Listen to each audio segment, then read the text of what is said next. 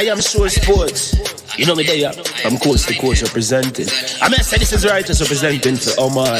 You don't know, come get the sports over here from near and far. Boy. Me say I am sure sports, one thing me sure about. When me say sure, that me not doubt. Come get your sports, get it over here. Come subscribe, repost and share. I am sure sports, one thing me sure about. When me say sure, that me not doubt. Come get your sports, get it over here. Come subscribe, repost and share. If me not sure, that me not say it. Know who score, that me not say it. Never know the game play, that me not say it. If me never seen a game, me not know who play. For your sports news, better come over here so. For your soccer news, then come over here so. If you don't love sports, still come over here so. For the day done, you are gonna love over here so.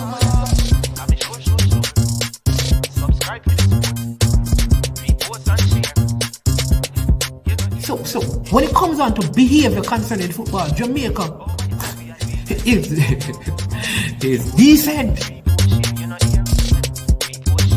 I am sure that if we can get all of these things done, set in place by the end of April, it gives us enough time before the World Cup campaign. Not afraid of no Brazil, no Argentina with these crapper players. We are good enough.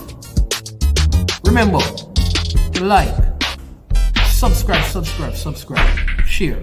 Listen, comment. Let me know what your thoughts are. Trick Jerk Marinade gives your meats and vegetables authentic Jamaican jerk flavor. The spices are directly from Jamaica. Spices like jerk seasoning, allspice, Scotch bonnet pepper, fresh scallions, thyme, ginger, and garlic. The key ingredients to a great jerk marinade. 0% sugar and low in sodium. You want to try it?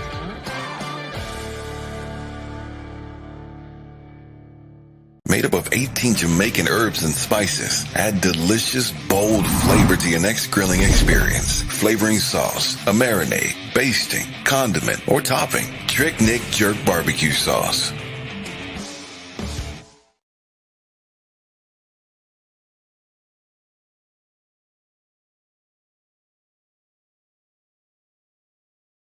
That Sports for the best authentic sportswear.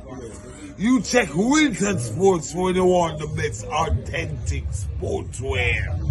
Wilton Sports. Food change advertise fee. And for roll out the numbers. Remember, no easy laugh, no off. That Sports for the best authentic sportswear.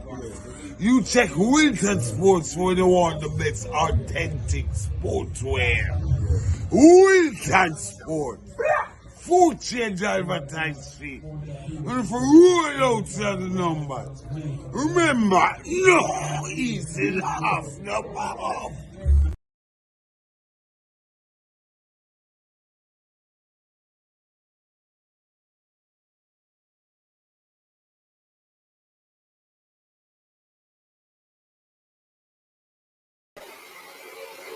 All right. Good morning. Welcome. Oh, you say I need a new intro. Welcome to the platform. No, we still believe. We are talking about no new intro. We still believe. The dream never dies. We still believe in the dream. You understand me? We never give up. We hold strong. We hold firm. You see the time them here, no people. You see them? Watch them. I don't know. Yes, maybe I should try the time. Hold on, people. Welcome. Good morning. Hold on.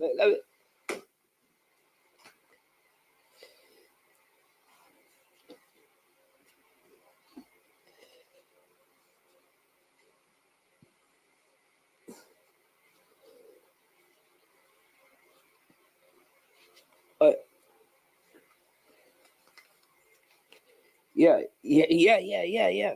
All right, look straight. No, sir.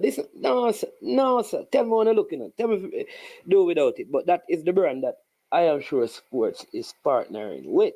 And we have a special for you that is coming up in next week. We're going to let you know how you can get these. Because when you buy one, you're supporting I am sure Sports. Listen, good morning. Welcome to the show. I am Managerial, and this is I am sure Sports. Welcome to Super Friday. Well, I never fix the thing. Yeah. Look like a Rastafari. Yeah.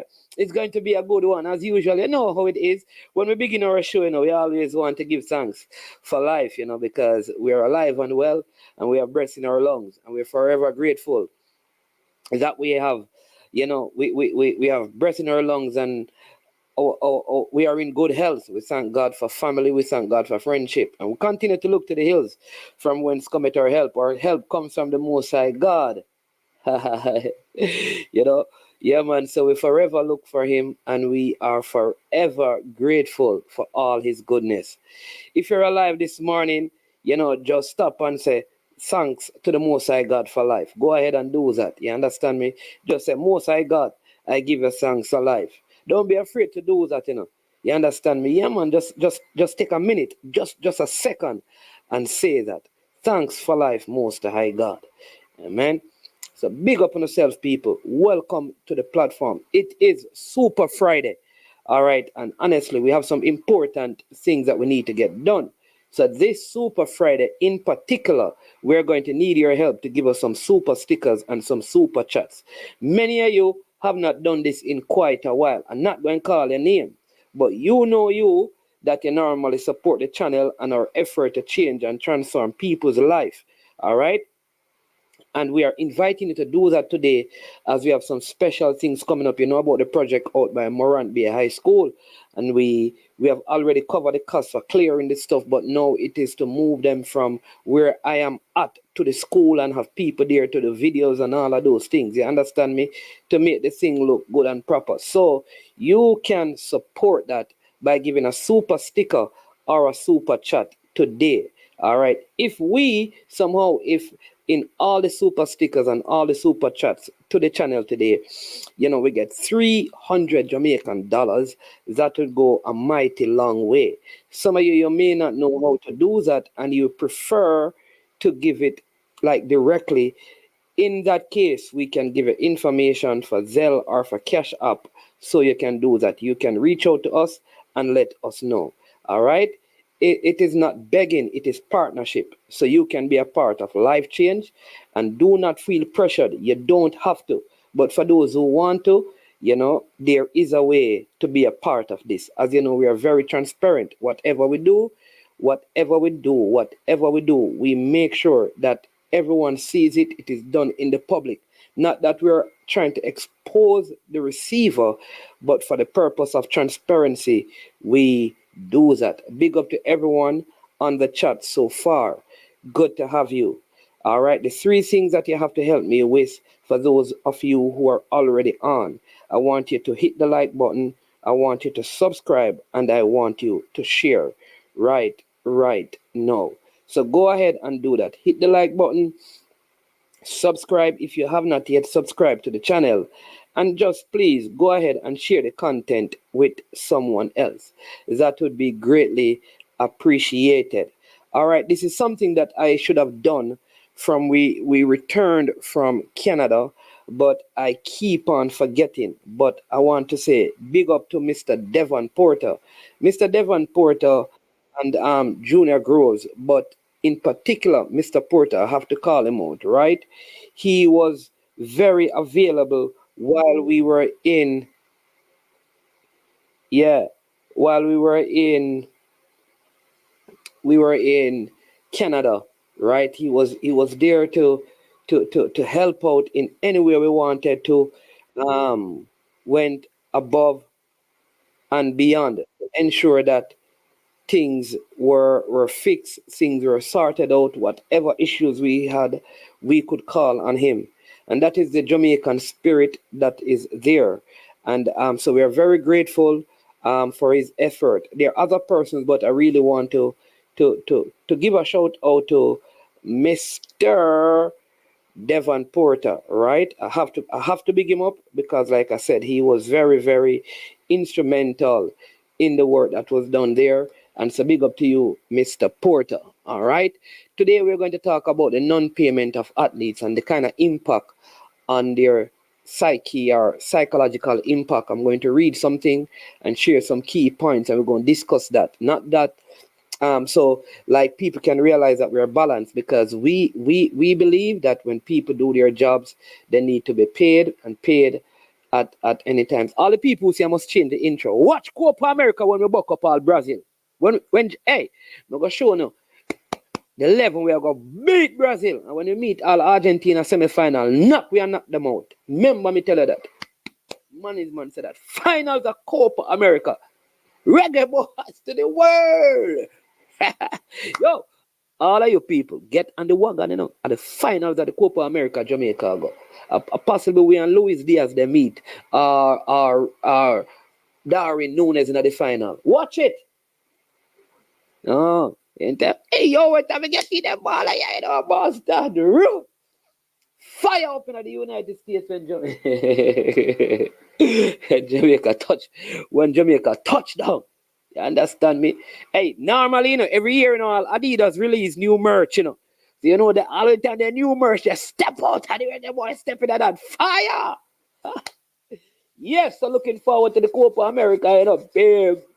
But in the meantime, in between time, we have the Nations Cup coming out. All right. Big up Duckland. Joe Fortis, big up yourself. Nitro, Fabian Full, Duckland, Travis Pesser, KW Media, Jashi876, up and running. Yeah, KW Media, Ishmael, Kingston 8, Whitehall Avenue, you don't know, Boone and Gully, you understand me, Ranch 12, Common Sense, you understand me, Nazareth, you don't know, 100 Lane, Park Lane, all of the place there, you understand me, 14 Lane, you understand me, Plum Lane, you don't know how it go already, Big Yard, you know where go already, Over Peace, you know where go, Glen Drive, Hungry Town, you understand me, big up on yourself, yeah, all right, you understand me, Black and Lane, you know where go already, Danny Dredd, big up, Ricky Rampassad, Jeremiah, yeah man, Winston Burger, yeah, Triple A. What them I say, Macy Greenwood and Reese Nelson will be there. That is the only way. But to be I don't understand that part. Planning for the opening ceremony, no matter who play. Now you mean Christopher Wright? Continue to be strong, my brother. You understand me? As you mourn the loss of your beloved mother and thing, but may God continue to be the strength of your heart, my friend, and your portion forever. All right? Yeah. So people, listen again, hit the like button, subscribe, and share. All right? And remember, super sticker. People, it's a lot of work we need to do. I have to big up again today, the BDR Foundation. That is the Bobby Decker Dover Reed Foundation and Academy. The foundation is going to be established in Jamaica. And I want to highlight this to show you that these players are not here just to play football, but they want to help with nation building and affecting the nation. No, government of Jamaica, whether you be PNP or you be JLP or you be any other P, you understand me? Here's what I want you to remember. Here's what I want you to pay attention to. A lot of these footballers want to establish things. Not that they want to make profit from it, but they want to help youngsters. It is time for you, along with the GFF, to open up the doors, remove many of the red tapes so that they can come in and make worthwhile investment. People like Ethan Pinnock want to do this. Mikel Antonio want to do this. Bobby Reed wants to do this. Shamar Nicholson wants to do this. A lot of the players, and I could go Andre Blake, I could go on Corey Burke, I could go on and on. That some of them are already doing it, but they don't have the governmental support and the support of the state to expand these things and touch a lot of people in inner cities and garrison and rural communities.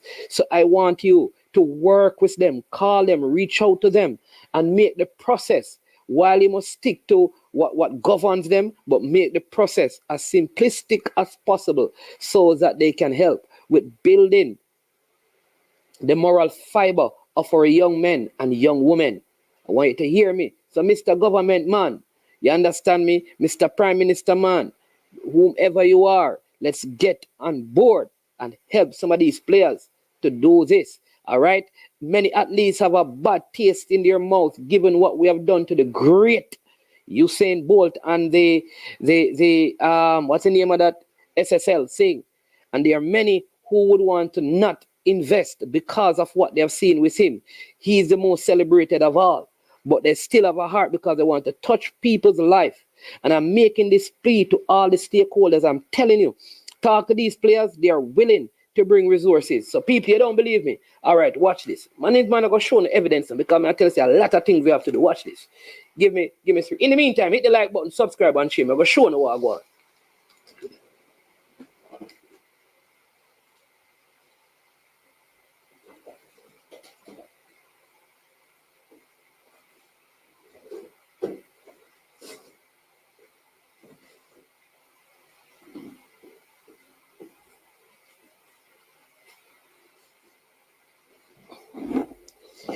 Look at this. You see them? Brand new, you know. We're not playing, you know. Look. All right, but just shoot because I can't bring all of them, so bear with me, all right? See it? I can't do all of them. See it? See it? Brand new. Brand new. See it? Brand new. See tag still on it. Brand new. Watch this. Cause we're not playing. See it? Brand new. Oh, some of the thing them, you see it? From a big goalkeeper and another goalkeeper here. Them a part of the work what we are do. Part of the work what we are do. You understand me? They are part of the work. So get on board. Government, private sector, get on board. If we get every youth in Jamaica to start playing football, a lot of the crime, because of the social impact of sport, a lot of the crime in Jamaica will go down. That's what we're going to bring back. Oh, they are invisible. So people, Duckland say can't see them. Duckland, you can't see this. What you talk about, Duckland? You know see what this be? No, man, I pretty Duckland. Pretty them pretty. Pretty them pretty, Duckland. Pretty them pretty, Duckland. See there? Pretty. Brand new Duckland. Pretty them pretty, Duckland. Pretty them pretty, Duckland. See, they are through them new, man. And look pretty like a goal. Watch the Duckland. Pretty them pretty, Duckland. You mean see you can't see them. Go put on your glasses, Duckland. Pretty them pretty. Because we do things for kids, you know. But we have stuff to help. And this is separate and apart from what we're doing for. See the gloves here, man? Pretty them pretty, man. Yeah, man. Pretty them pretty. See it? See him name here? Just to show you him name. I don't know him. Former Arsenal keeper. See there? I no joke thing, man.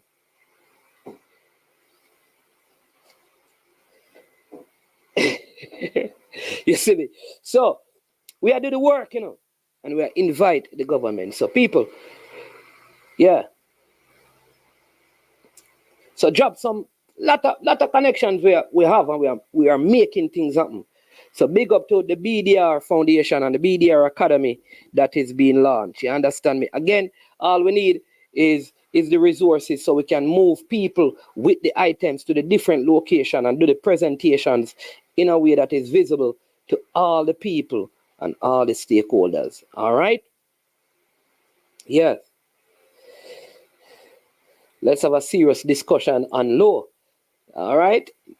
Oh, Damian Lowe for the end of the starting 11 right now, man. Right now. I know it go already. Every time Damian Lowe play against the USA, him scoring at the last couple of games. Him scoring at the Gold Cup, him scoring a World Cup qualifier, though them never give him the goal. All right. Big up yourself, Fabian Full. Yeah, man. Appreciate it. That is the first one. So there you go. Good start. You understand me? Hey, me need to find one of them. Hey, Jason, you need to give me, you need to help me out to get some of those things, you know. So when time people do the super sticker, we can put up a hand clap and you understand me? Yeah, man. So big up Fabian Full. So the work continues because at the end of the day, the most important thing we can do is affect the social fiber of our communities. You understand me? And sport is a way of doing that. Yeah. All right. So we're going to also talk about some football in Trinidad and Tobago. I read some stuff and I did some digging myself and have some information. And I'm doing this because I want us to understand that some of the things that are in Jamaica are pretty common across the Caribbean. I don't know if it is common right across CONCACAF, but it is common across, all right, that common and across the Caribbean, and we need to look at that maybe it needs a collective effort to change it. We're going to talk about the EPL. Where is Demo? Then I'm going to ask you to share with me your Reggae Boys next 11. Given some of the names that people have been ringing out and stuff, what would your 11 look like? And this is for the game against USA, now that we know that at least 2 of the players will be out. And then JPL Team of the Week, all right? I'm going to do that. And listen, if your team lose, it's very hard for you to make my Team of the Week, As some you see it, If you draw, you're lucky. If you lose, it's very unlikely that you'll make my Team of the Week. You understand me? You can't lose and make my Team of the Week. You understand me? Yeah. All right. So we're going to discuss the JPL Team of the Week. All right. But before we do that, right? How serious is the non-payment of athletes? Just football or whatever sports. Let me, yeah.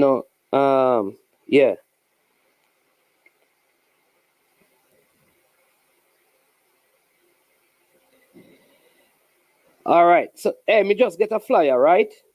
I just get a flyer. It says, Love Dancehall, Xmas Vibe, Just Juggling, National Stadium. I must have the car part this. 4,500. I want to know if people have money to go to them places then. Me just say. All right. Big up Corey Burke watching the show at this time, and all the Reggae Boys past and present watching at this time. All right. So I am going to read something for you, right? And I want you to listen to it, and then we're going to have a discussion about it, because this is reasoning at a higher level. Unseen. You see, when we do the Team of the Week right after this, when you come on, because you always have some Team of the Week where be your friend them depend it, So more you see me Team of the Week. All right. So listen to this. A society that pays workers years late for work done is likely to create a range of negative psychological effects on its people. These effects can be summarized as follow. Feeling of powerlessness. Workers, all right? So, I'm showing you the article. Let me show you the article, because it's an intellectual discussion we are going to have, You understand me? We are going to educate yourself. We are going to learn. You understand me? This is a big discussion we are having, my people. My people. I saw we want to do the thing, Yeah, man. Watch me, all right? We're going to deal with it. We are going to drop it. We are going to drop it so that hopefully everybody can see it, Yeah, man. We want to make sure that everybody can see it. Yeah. And not just management alone see it. So let's show you. This is going to be a good discussion, all right? Don't worry, keep your comments. We're going to get back to them, because this is a very good discussion. Non-payment of athletes. Let's look at some of its implications and why we are imploring the stakeholders, especially in the football, to pay the players on time and pay them what they're due. It says a society that pays workers years late for work done is likely to create a range of negative psychological effects on its people. These effects can be summarized as follows. Feelings of powerlessness. Workers who are not paid on time may feel powerless and helpless, as they are not able to do anything to change their situation. This can lead to feelings of frustration, anger, and a lack of control over their lives. Low self-esteem. Late payment can also lead to feelings of low self-esteem, as workers may begin to question their own worth and value. They may begin to feel that they are not respected or valued by their employer, which can lead to a negative impact on their overall well-being. All right. Thirdly, anxiety and stress. Workers who are not paid on time may experience anxiety and stress as they struggle to meet their financial obligation. This can lead to a range of negative consequences, including depression, sleeplessness, and physical health problems. All right. Decrease motivation. Late payment can also decrease workers' motivation to perform well in their jobs. If workers feel they are not being compensated fairly for their work, they may become disengaged and less committed to their work, which can have a negative impact on their performance. All right. Then you have distrust and resentment. Finally, late payment can lead to feelings of distrust and resentment towards the employer. Workers may feel their employer is not acting in good faith, which can lead to a breakdown in relationship between workers and their employer. Sido. People, what do you think?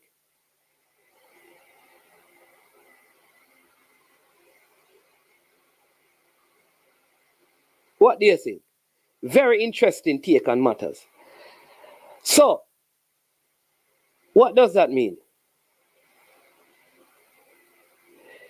I believe, and let's talk a little bit about football. Beginning from the JPL, I believe all clubs in the JPL must pay their players on time. They must meet their financial obligation to the players. Must meet their financial obligations to the players.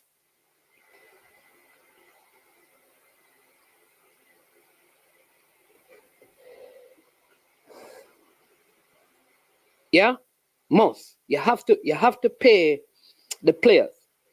Talking from the club level, right? If you negotiate with them, you have to pay them. Let's bring that to the senior teams of Jamaica, where the same thing applies. The players must be paid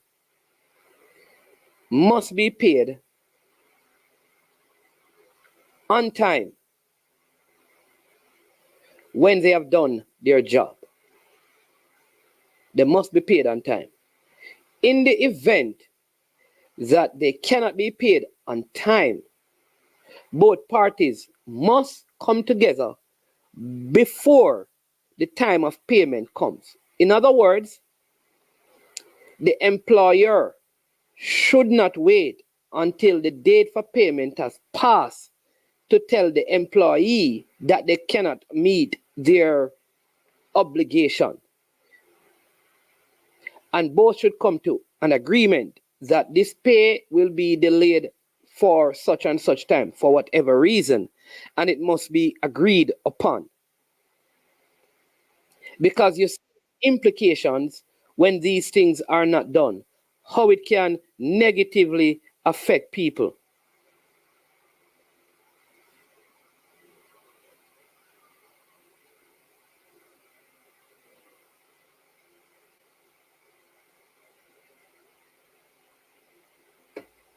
All right?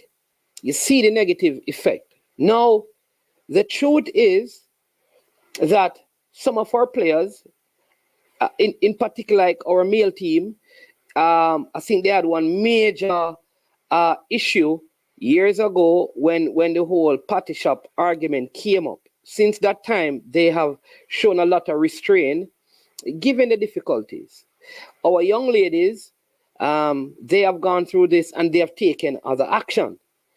I think the federation must sit and meet with their important stakeholders, the players, and work out something where it is understood what is being done concerning their payments. No system should engage people without paying them. All right? And again, if you can't, there must be open and honest discussion with the stakeholders, because there's a mental side to it, a psychological side that is oftentimes overlooked. It breaks down the trust. All right? I have friends in different places in the Caribbean, people who I communicate with on the matter of football. All right? And one of the issues is that there is this practice, not just in Jamaica, but it seemed to be prevalent across other Caribbean islands, where players are not being paid. Recently, even in Trinidad and Tobago, this issue came up. The issue came up, like I said, where I think coming out of the Gold Cup, like I think players from Jamaica and Trinidad, they have spoken about in different settings about this whole issue of payment. And one of the issues they're having is that, like even in Trinidad, they put a greater onus on paying the local bred or born or the domestic players. So if you're a player playing in Europe or in the States, they don't think you need the money, which may be true, so they don't think they need to pay you. So a greater emphasis is placed on paying the domestic players. Whether the player plays in Europe, in the States, or in a Caribbean island, whether they are born in the States, in Europe, or in a Caribbean island, they must be compensated for their work and compensated on time.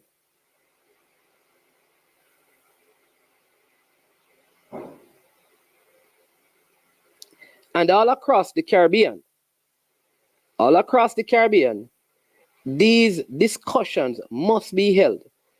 I think it would be better to say to players, here is what we earn yearly through sponsorships and whatever means, and FIFA and whatever means. And here is what our travel is and accommodation. Here is all that we spend. And so when we do that, we cannot afford to pay you more than $100 a game, hypothetically speaking. All right? And then you ask those players, are you willing to settle for this? If the players say yes and you agree to it, you must pay them. You must pay them. Right? You must pay them that amount. If they say what you're offering, they will not play for, then it is only fair that you move on from those players, because you cannot make a promise that you should not make a promise that you cannot fulfill. I learned this in the space that I operate. It is better to under promise and over deliver. Never over promise people and under deliver. Want you to hear me? So while individual players and teams have a responsibility, the leadership, the federations, the MAs, member associations, they have a responsibility as well. Now I understand Caribbean economics, right? I understand Caribbean economics, and it may be difficult. So again, if you open your books to the players in a way that they can understand, you may not tell them how much this staff member get and that staff member. What you can say, our overall salary is this, our overall transportation is this. When you begin to do these things, I think people better appreciate that. Really and truly, when I look at this, these people only have $10. I should not be asking for 10. All right, just give me $1 out of the 10, and we work from there. So I'm going to take a couple of comments, and then I'm going to have some other discussion. A.M. Henry says, greetings, A.M. Henry. I have not seen you for a while. Good to have you on the platform. I still anticipate your appearance in another form other than text on the platform. Right? You can call in one day so we can hear your voice and speak. I think you have a lot of knowledge, and we'd love to hear some more from you so I can get some detailed information. So be at liberty to do that, right? This says, disagree with you regarding Bolt and SSL saga. Bolt invested in a privately run financial company via his St. Lucian Trust. This is not the government responsibility to give him back his money. A.M. Henry. Well, like I said, we disagree on this. I believe at the end of the day, while it is a government, it's not a government-run entity, it's a private-run financial company. Totally agree. I believe that if all the government money was held up in it, they would have found a way to get back their money. I believe in that regard, similar effort must be made to recover, and the government must be involved in helping to recover these resources, not just for Bolt, but for all the other persons involved in this. This cannot be the way. I cannot agree with a system that takes billions of dollars, people aligned to political parties in our country, where we get our government from, and they get away with this scot-free, while Bolt and all other citizens are told to, okay, you invested the money and it's not that the investment didn't work out, it's that their monies have disappeared. Something is wrong with that. Somebody saying, coming down to the comments. So Luklan says, so man, should players come and play if they have not been paid in the previous window? That's every player's personal decision. There are many players who play not for the money. So players will come and play because they want to play. But if a player decides, I am not going to come and play, that's up to a player. That's their personal decision. I can't tell them what to do or what not to do. I would come and play. We have a call online. Caller, welcome to the show. Good day. Yeah, morning. So, man. Yeah, man, I'm here. Yeah, I agree with you with the SSL thing, Richard, because I think the government, even though the entities are privately run one, but the government, I think they, especially where this case is concerned, they dropped the ball because they too have a responsibility to ensure that these companies are regulated in such a way to protect the investors, and that was not done, brethren. You understand me? So if they drop the ball, they should be held responsible, brethren, because they have a responsibility. You understand me? So I think they do hold the investors for not performing their government their responsibilities as a government. Right? Yeah. As far as the go ahead. No man, you go ahead. I was just saying yes. Right? As far as the Reggae Girls are concerned, right? I am disappointed with the latter stance that they took. I agree with them where they say, listen, we need our monies, you understand me? And we're going to hold out, you understand? However, after being paid, brethren, I think that any other issues could be sorted out on the back end, given the importance of the current competition that we are in. You're not representing JFF. You're representing Jamaica. You understand me?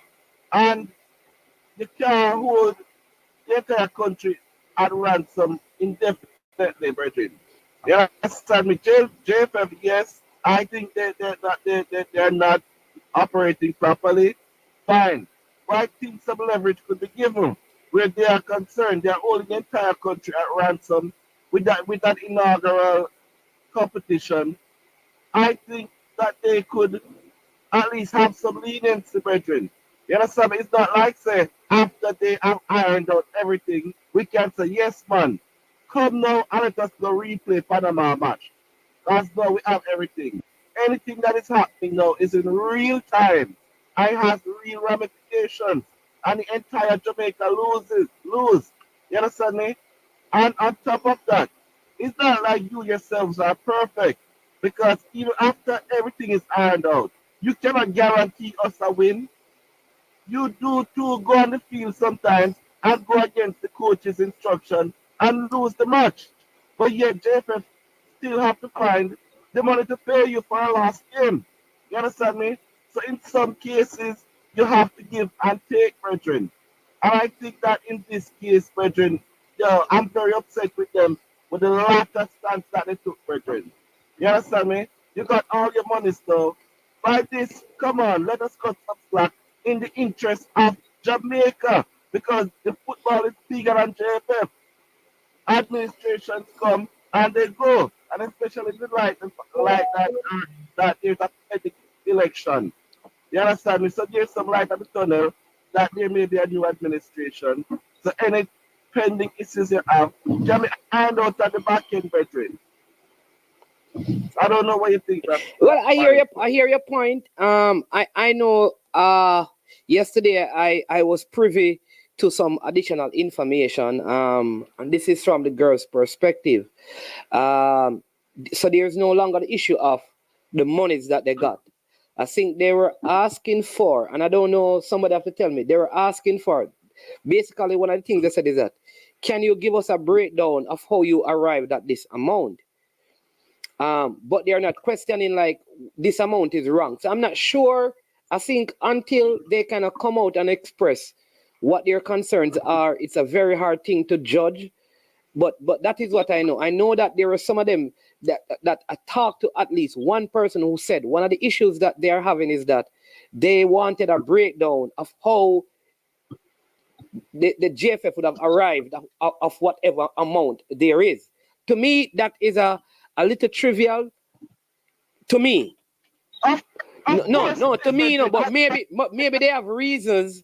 Maybe they have reasons to believe that that is the case, and that is why I'm saying that until we get a fulsome understanding from them, it's very hard to understand why they would feel the way they feel. Yeah, but as Jamaica would say, while the grass I grow, the ass are starved, brethren. You understand me? Well, you know when they go? While the grass I grow, the horse are starved. You understand me?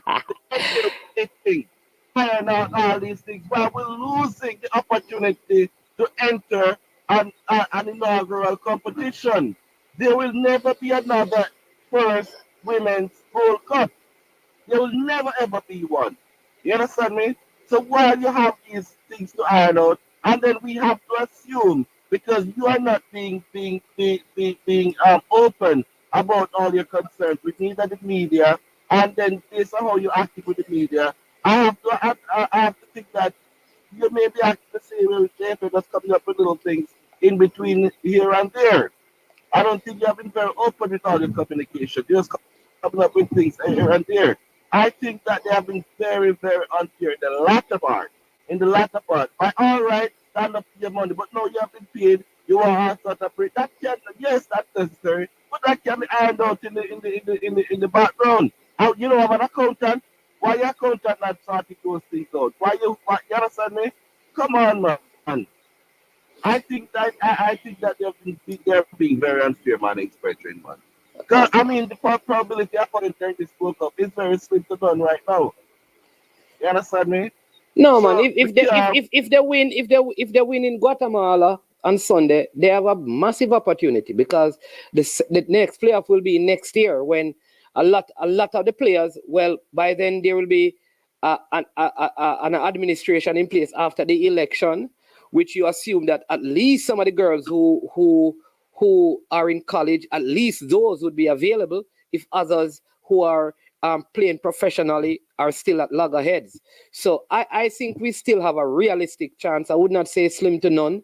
I think it is given what was done in the last couple of games. I think there is a realistic chance that the team will still make it to the first Gold Cup. I still believe so.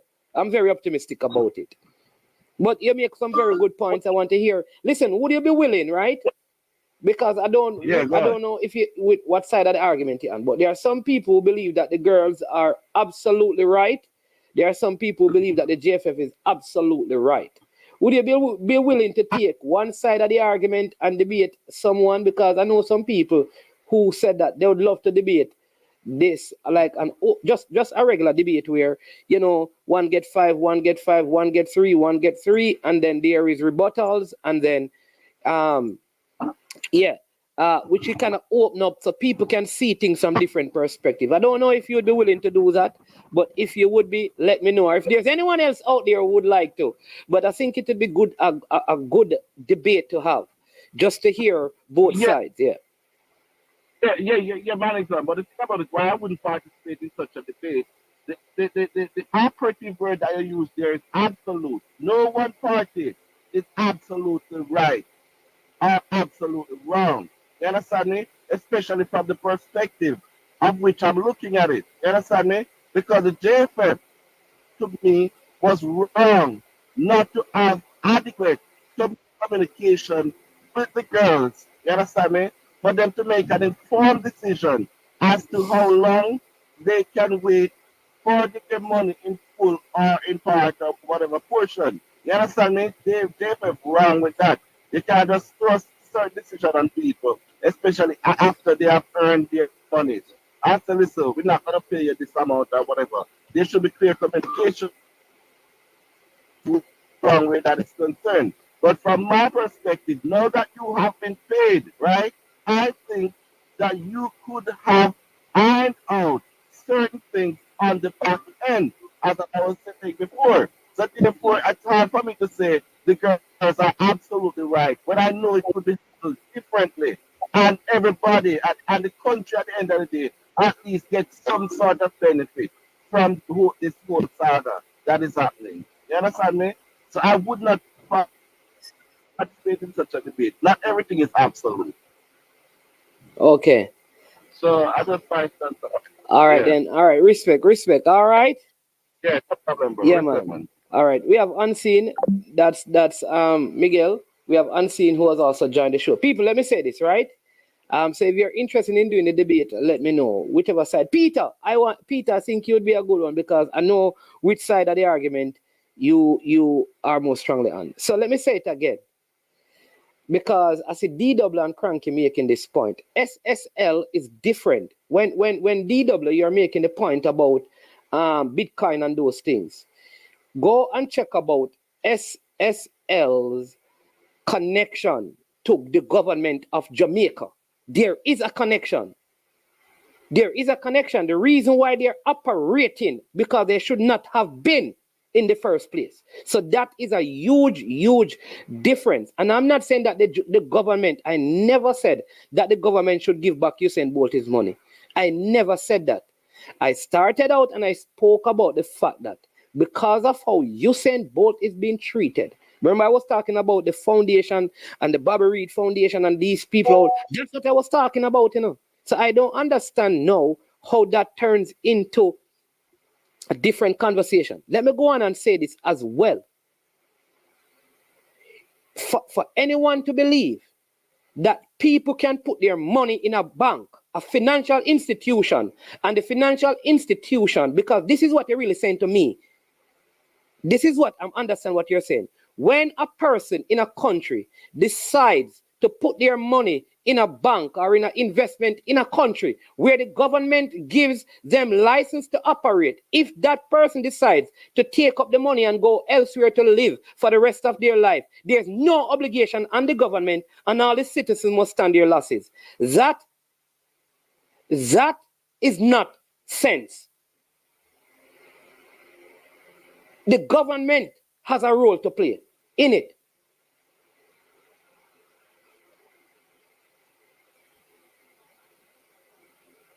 That's the point I'm making. That's the point I am making. The government can do things to ensure that these people are compensated for their money. That is why after FinSac, they had this depositors insurance scheme where bank have to guarantee the amount of money up to a certain amount. And people know that. So don't tell me that government can't do anything and it's not government responsibility, because there's a responsibility for and there's a responsibility to. And they are two different things.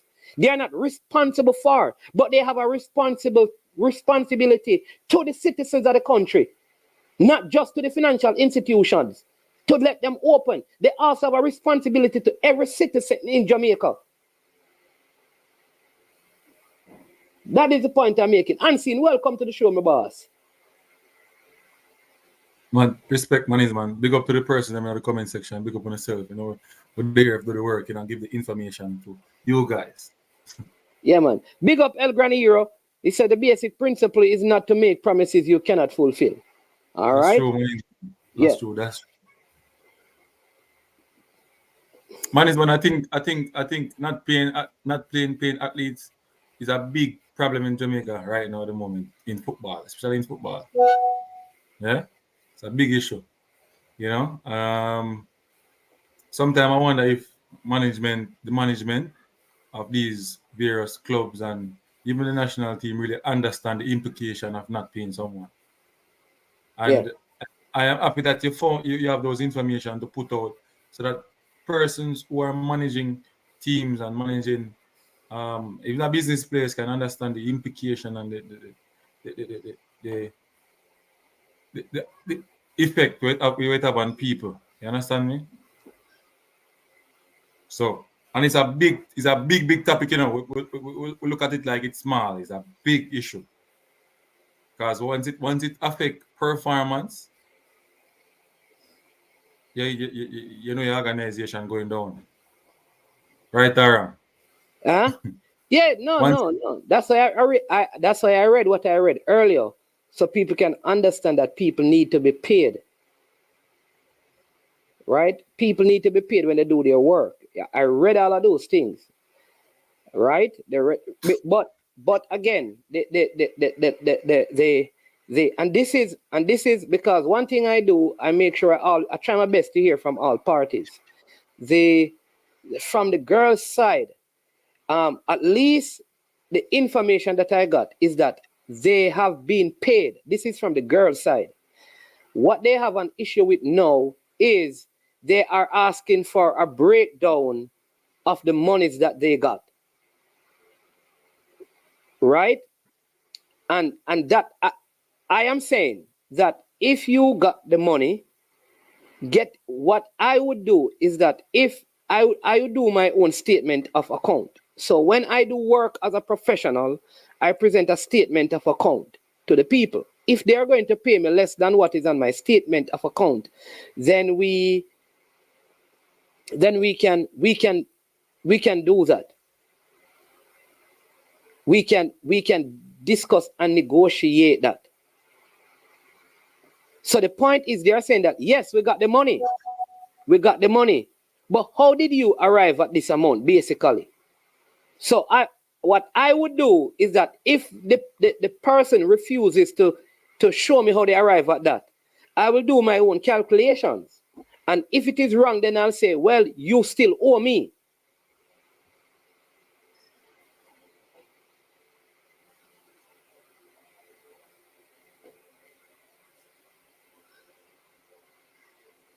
Right? So, like I said, and this is why I think there needs to be full disclosure about this, because it's going to go on and on and on and on and on and on and on and on unless there is some disclosure of it. But again, we have to find a way. So what is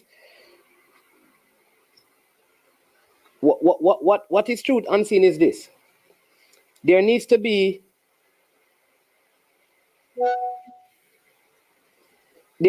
some discussion as to, here is what the books says about our income, this is our expenses, and this is what we can afford. Because again, I don't believe that everyone I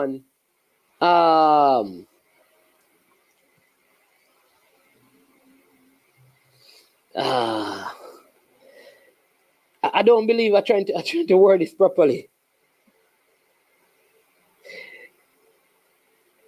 Let me say it this way.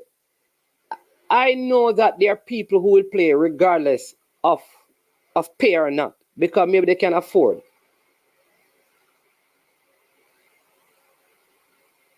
Yeah.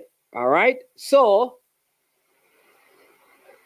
that don't mean you don't still give them. But if the people know that here is what we can do, I think most of our professionals would accept it. True. All right, people. Hey, listen. All right, let me just people. Do not create a narrative from what I said, because people start talk about they need to provide this, they need to do this, and taxes. Let me explain. That's why it's so hard to talk to the people. can you please come to the discussion with an open mind? If you did not start watching it at the beginning, go and watch the show. Nobody is speaking any side. Let me say it again. I had a discussion with someone connected from the girls' side. This is what they said. The reason, one of the reasons why they are not engaged is that they ask for an outline as to why and how did they come to this amount. They are not denying that they have been paid. How are we getting this? That is rubbish. Like honestly, aren't we listening? Aren't we listening? This is saying that without a long statement of account, along with withholding deductions, etc. Do you understand how this works? Like FIFA paid over something. I don't understand how we get this far. Please take time and listen to the full context.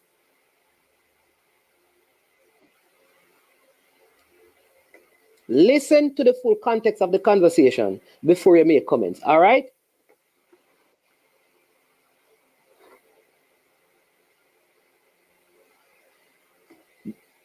Let me say it again.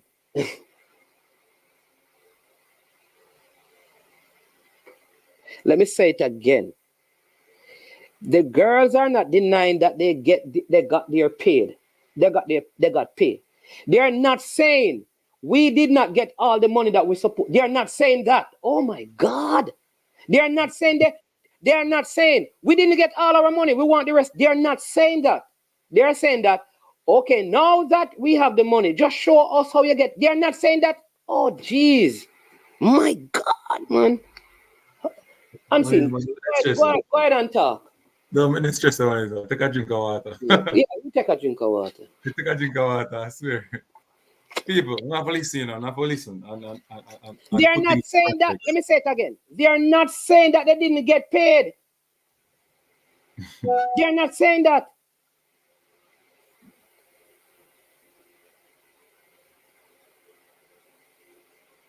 They are not saying that. They are saying, yes, we got paid. But can you just show us how you got to this? So, like Cranky,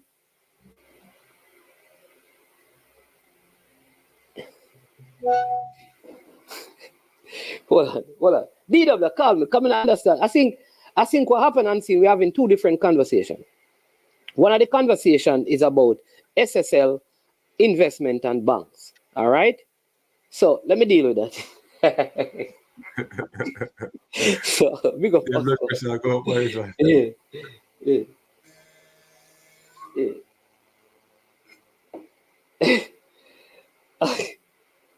All right. Wrong line. We can't talk to the press yet. We are alive with us, so we just said our text and things. I wonder if this could be some information. Maybe I wonder if I can get Mr. Chung on the program.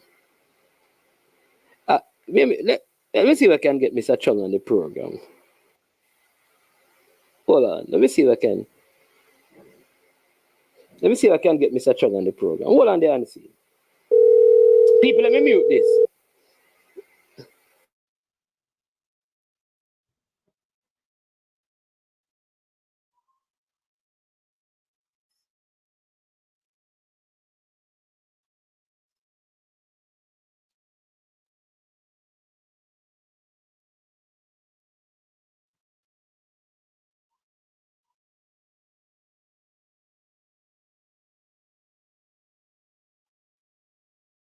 Oh, so one is one on the phone. So people, when I press listen, let's take the time out to listen and listen what he's saying, and then I can make a point. He's trying to get Dennis Chung at the moment to come and explain the girls' situation in terms of payment and why they're not in the team. So he's trying to do that right now, get him on to get you guys to understand what is the problem and how they can solve it.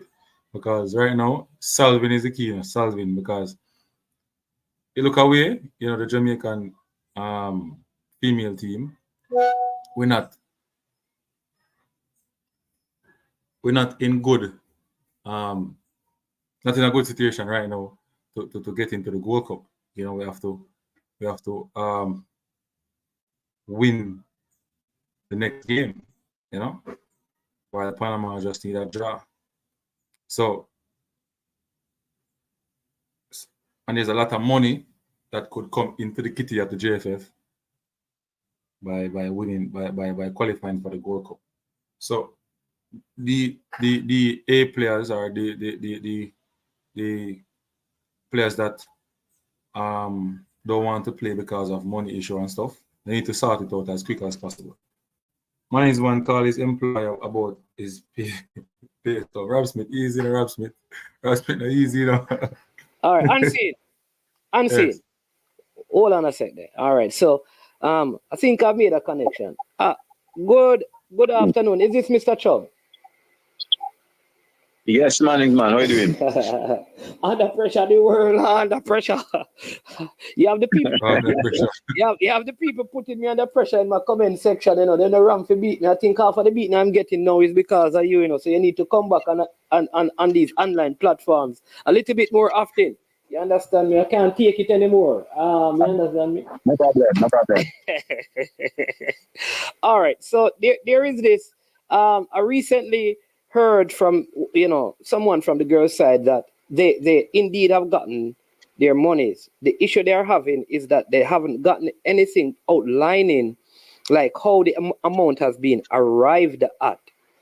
And so some persons are saying that there should be an official statement of account presented to them with the amount, if that is what is hindering them from actually coming to the table to play again. I mean, can you respond to all of that, whether I am right or wrong in what I've heard, or give us or clarify the matter for us?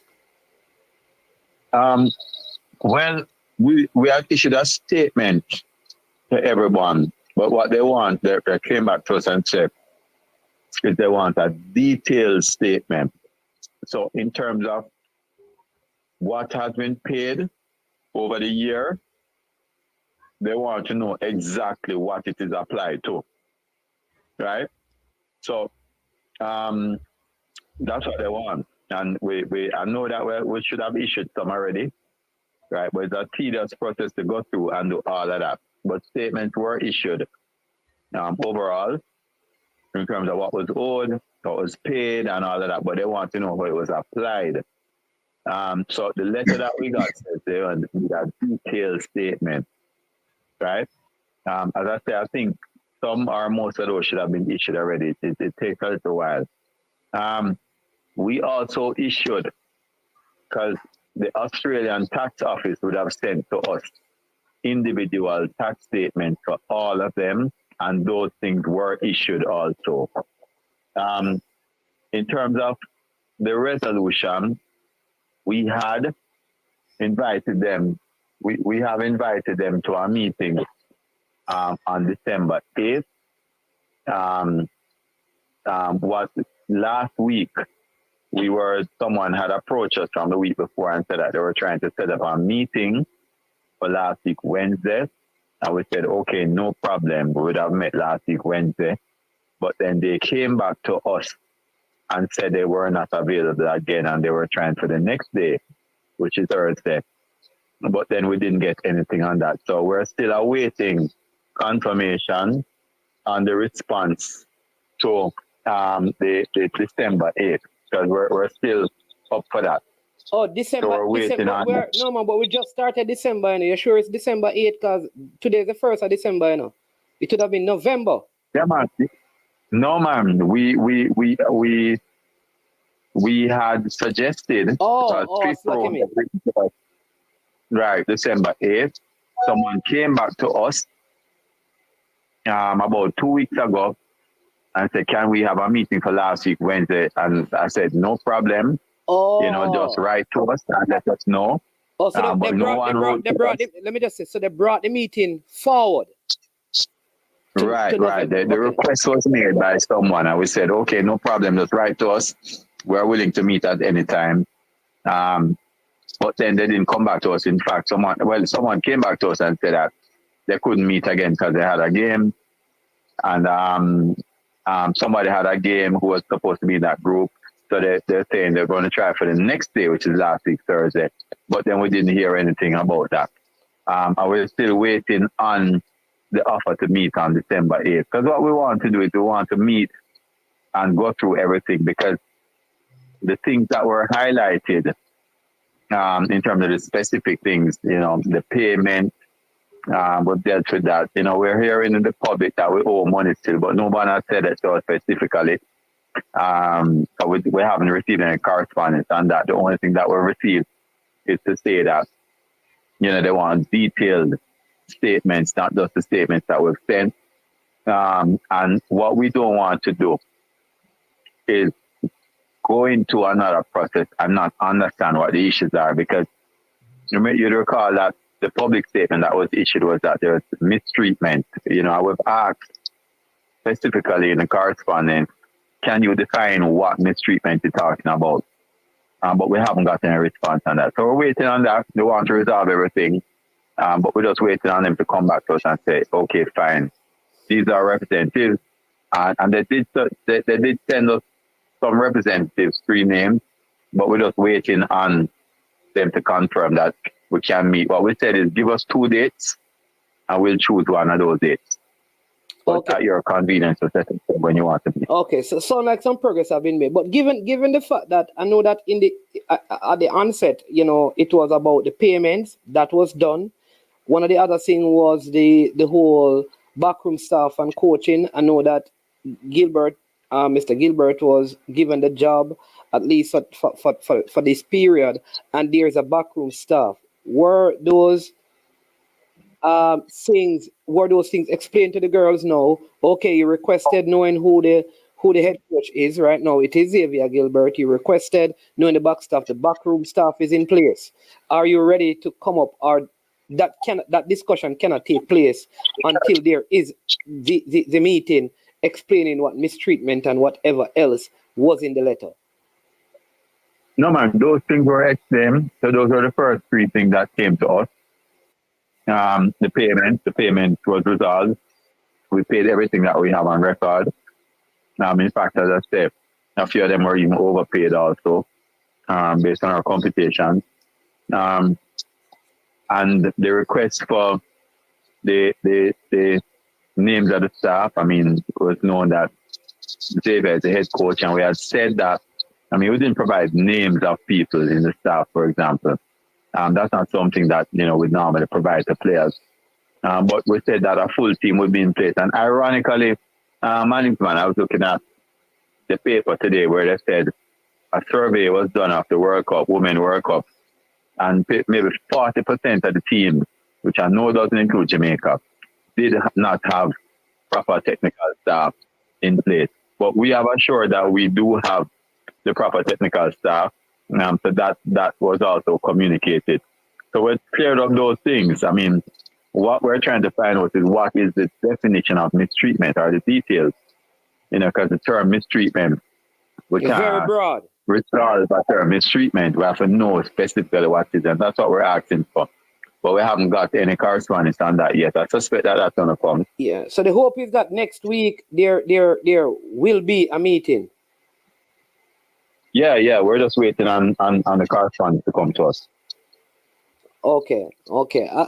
Like because this is, while we commend the group of girls, one, because I spoke to one parent of one of the young ladies who played, and the whole thing was that this person wasn't even supposed to play beyond 70 minutes because it just came off injury, but they wanted to give the heart and sweat and tears for Jamaica, and they fought through some tendonitis issue to complete the game. So we have to commend them.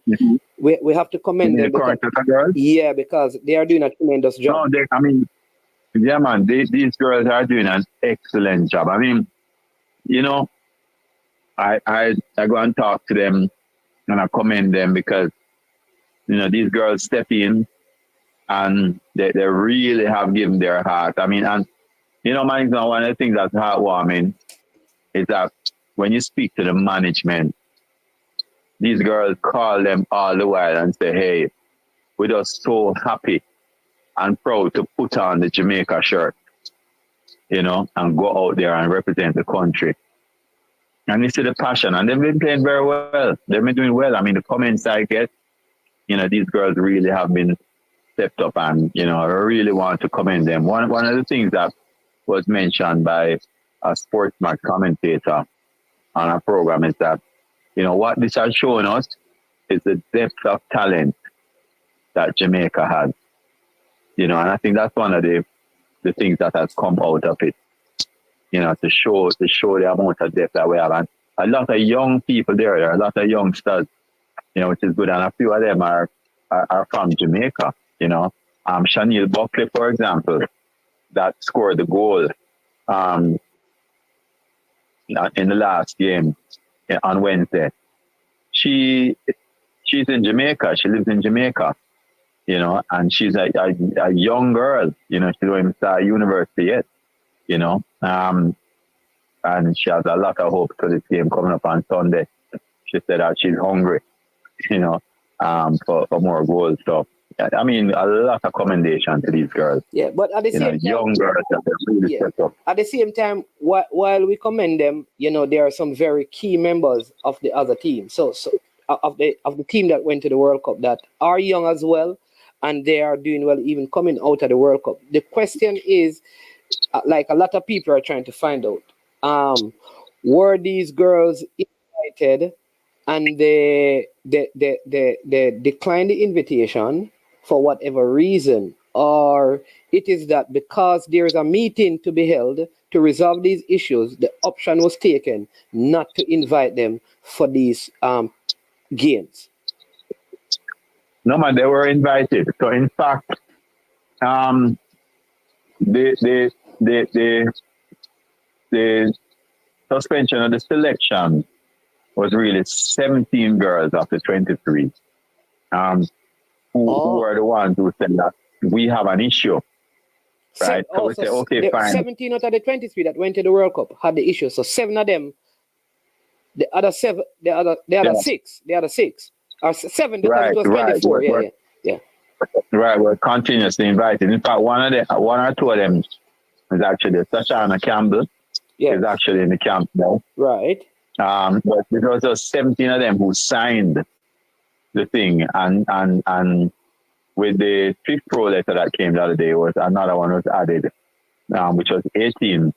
But just 18 of them who signed it, but it's only 17 of them that we had suspended the selection. And the reason why we did that is because we said it is unfair for us to leave them open for selection and they not turn up because they think that there's some mistreatment. So we need to start that out, because Manning's man, that if a player is called up and does not turn up for an international duty during a FIFA window and is not due to injury and their club releases them, that they can face some significant penalties. Yes. Right? Yes.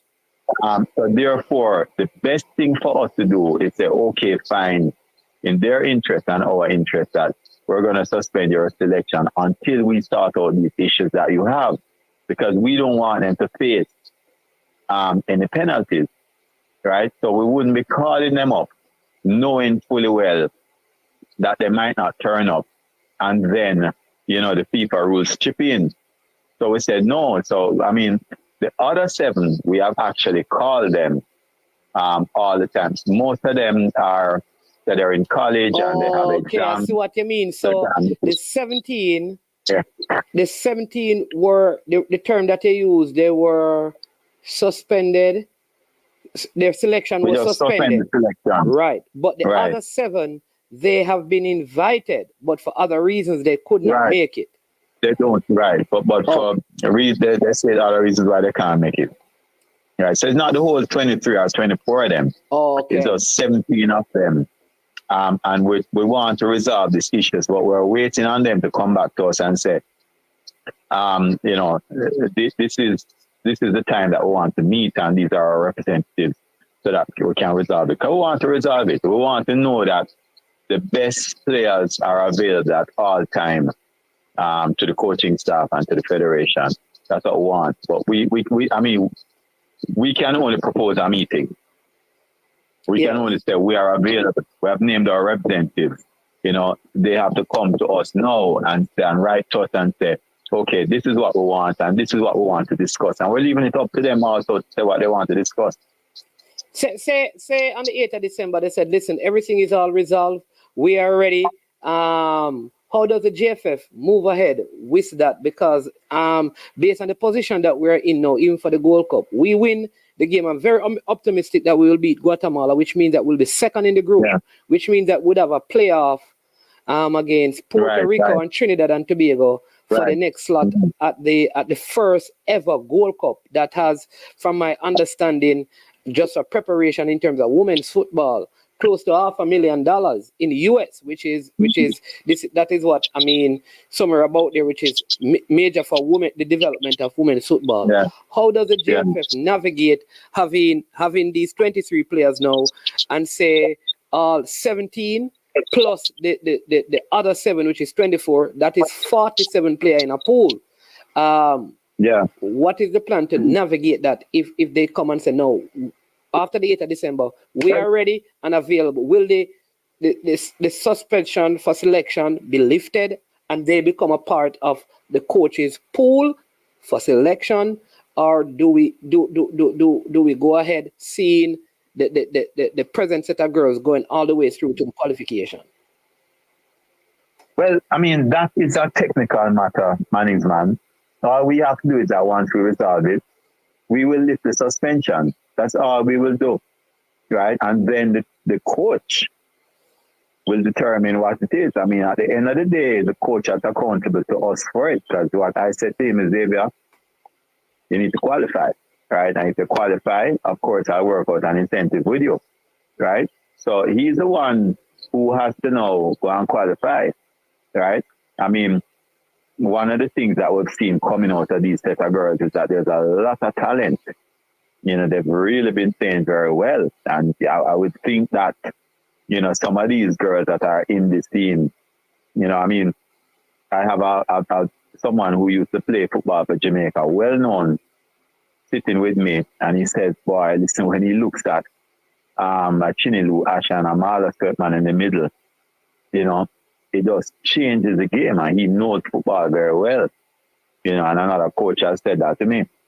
So the talent is there. When you look at the twins that are there, Amelita Johnson, I know Chanel Buckley, youngsters, so the coach will have a very difficult job, but I'm sure that he'll be happy for that job, because he will just have the 47 players available, or 50 or whatever, because we have more people who are saying, they want to come and play for Jamaica. And he will just have to choose and do the best. I mean, at the end of the day, the only thing that he's accountable to me for is to get to the Gold Cup, and that is the accountability from his perspective. So it's his choice.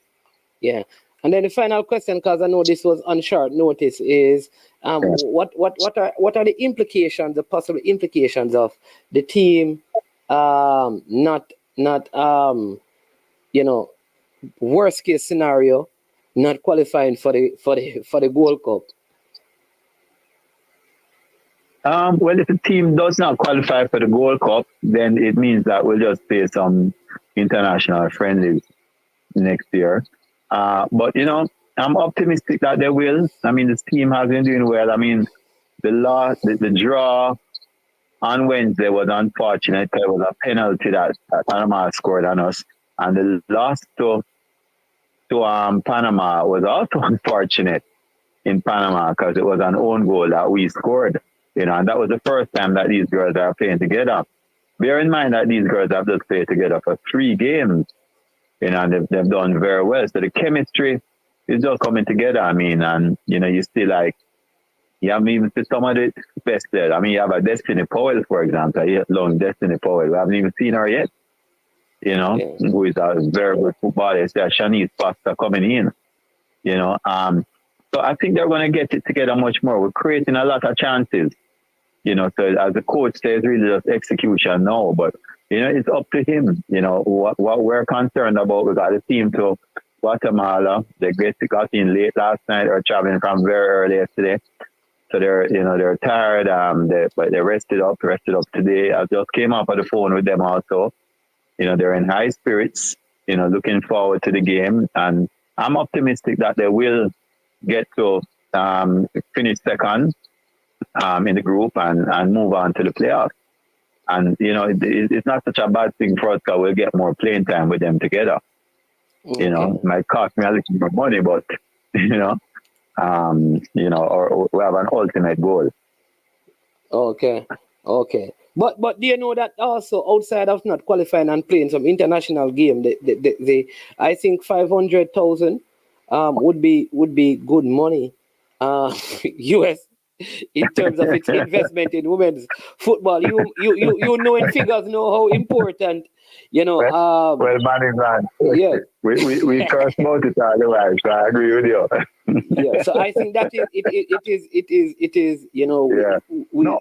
Once this whole election period is over and the 14th, it gives us some time. And I think whatever effort needs to be put in place. And I like what Xavier Gilbert said though, because he spoke after the game and he said that, listen, the present crop of girls know that there are other girls, whether those who have not been kept yet, or it could be the 7 or it could be the 23 who are there. So they have to just put in the performance. So he sounded very optimistic that come next year, all the girls will be available for him to select from, which is and what it shows, as I say, as the person on Forcemark said, the depth of talent that Jamaica has is just remarkable. This is what has come out of it, you know, but Xavier is correct. You know, and Xavier knows that as somebody in the stadium said on Wednesday, man from the stands, says, Xavier, remember you don't get the job yet, you know. So, you know, Xavier knows, you know, all the potential that can. These girls want to make a name. I don't, one thing with these people on social media, you know, they take everything, they take every comment for what it is. So just a while ago you said, Xavier, you don't get the job yet. A person is going to run. So somebody's going to run with that. Suggesting that you're saying that Xavier is going to get the job. No, somebody in the stand said it. Oh, no. Right? But listen, man, let me tell you something. From my personal perspective, right? I want to see as many persons who live in Jamaica as possible running the program. And because the coaches session that we did, that FIFA did out here the other day, was very important for us because we want to see our coaches develop. We want to see our coaches not only taking over our national team, but also being sought after internationally. In fact, you know that Rudolph Speed was made the first A-licensed coach in the Caribbean. And boy, you know, I don't know. The man get him a license and lose him first game in the Caribbean Club Championship. So maybe we should get it. Maybe just stick to the B. But while I understand that the coaches need to develop, and of course going down, looking to the future, it would be good. I think though right now, I think we need a developed coach to help. In definitely. Yeah, like I think we need a developed coach in helping with further develop the coaches here. Yeah. And what it is now though is that we have the capacity now to teach C-license coaches. You know, so you're going to see a lot more. I mean, coaching is like football, you know, right? The way for us to improve with football is really just to get as many people playing as possible, you know. That's the main thing, you know, which is why the talent development scheme is so important, which we have in place now. is so important. I want to get, as you know, my cousin, Humans is once said to me that one of the reasons why, and he has a big camp in Florida, that the U.S. women does so well, is he says he gets children, mothers coming with their little daughters from their 3 and 4 years old to start playing football. And that's what I want. I want people to start thinking about. I want people from the in high school to start thinking about being a coach. You know, and the more you can proliferate that, is the better it's going to be. So I think the future for football is bright in Jamaica. And these set of girls show us that the talent that's being developed for people who actually live in Jamaica. Because as I said, talk about a Chanel Buckley and a Destiny Powell, a Shanice Foster who is from here and she's now in Israel playing, right? The local girls are really stepping up. And one of the things I should say, management, is what we have established now under Elaine Walker-Brown. You know, she's worked with us and doing it. Because we've established now not just a women's desk in the JFF. We now have a women's department, right? That's headed now by Margaret Sutherland.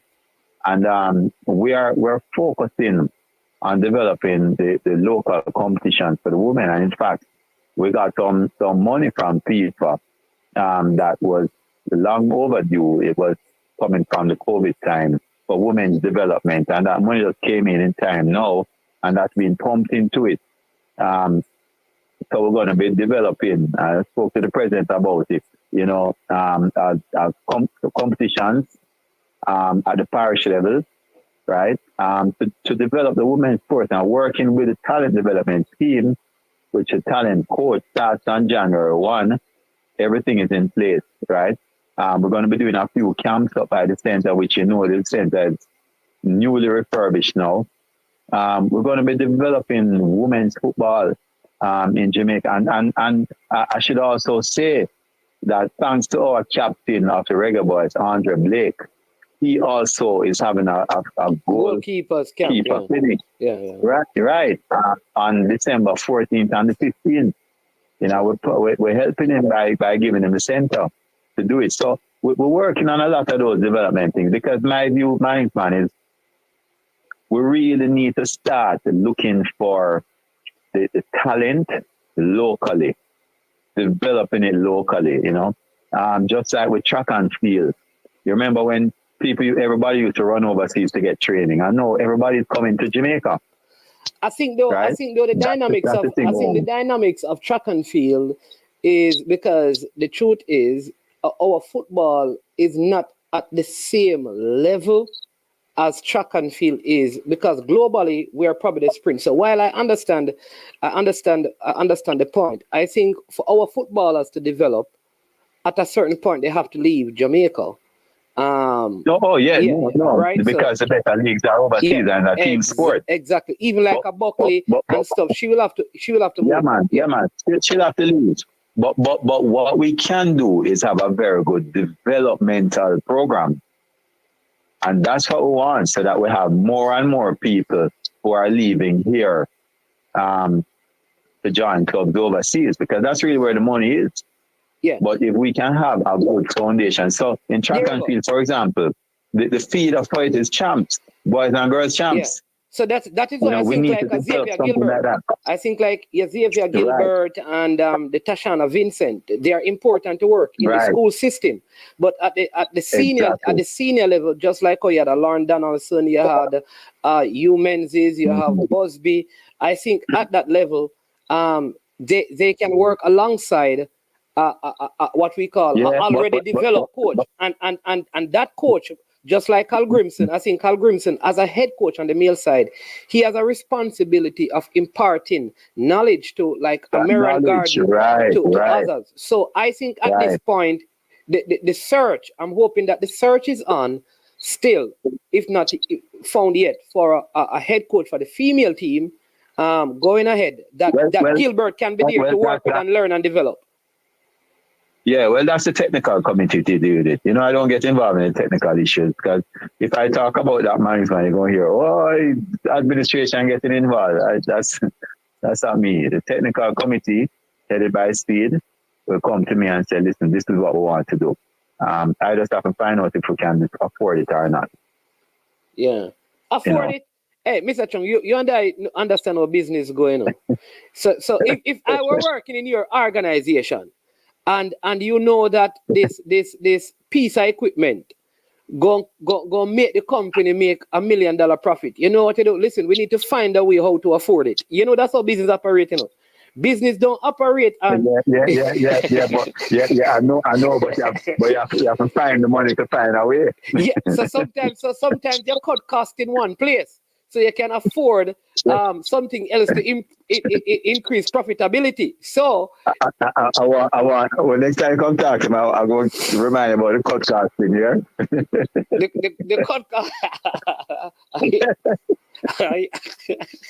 That's a good one. Yeah, man. But you're taped, you're on YouTube saying it, so you can't deny it. Unseen want to say something to you quickly. Go ahead, Unseen. Just want to correct. I think we can correct him in terms of the Champs statement. Champs is feeded by primary school. You know. Primary school track and field in Jamaica is a big thing, you know. Yeah, but no, listen, I agree with you, and that is why our talent development scheme is focusing on 12 and under. Okay, right? So that's the we biggest. But the point I was making about the Champs thing is that we should have a local league in football that has the same prominence that feeds those people now. You understand? To go overseas. So when a talent coach, when a coach come here and say, boy, I'm looking at this league and say, boy, all them 15-year-olds there now, they're wicked. And the next thing that is a problem, Mr. Chung, is that most of our qualified coaches are not at that level. Which is what I was saying, Mr. Chung. The truth is, in Arsene Wenger said this: your football will get better when your best coaches coach at the lowest level, because that's where development is important. Yeah. All our A-license, all our A-license coaches, they're at the highest level of our football. So they complain, and they are complaining that when they're well, what happens, you know, is that the more and more you get, is the more you'll have available to coach at lower levels. You know, right? That is true as well. You don't have enough, yeah. I also think that the organization of leagues and a proper structured youth leagues is a big issue. We're looking at schools. Yes. We're looking at schools to do it for us, and it's not going to work. It's not going to work. I agree with you. I agree with you. Yeah. Even in the all right, just use primary, but not school. Like, you know, age 8 to 13 thereabout. If you could have a national youth competition with Steve TV showing it, and you know, I think most of the coaches realize would go down there and prove them work. That's just my or not on the TV on Steam. We can have YouTube showing it, right? Man, right. So still YouTubers, yeah, man, because me put in some work. Mr. Chung, I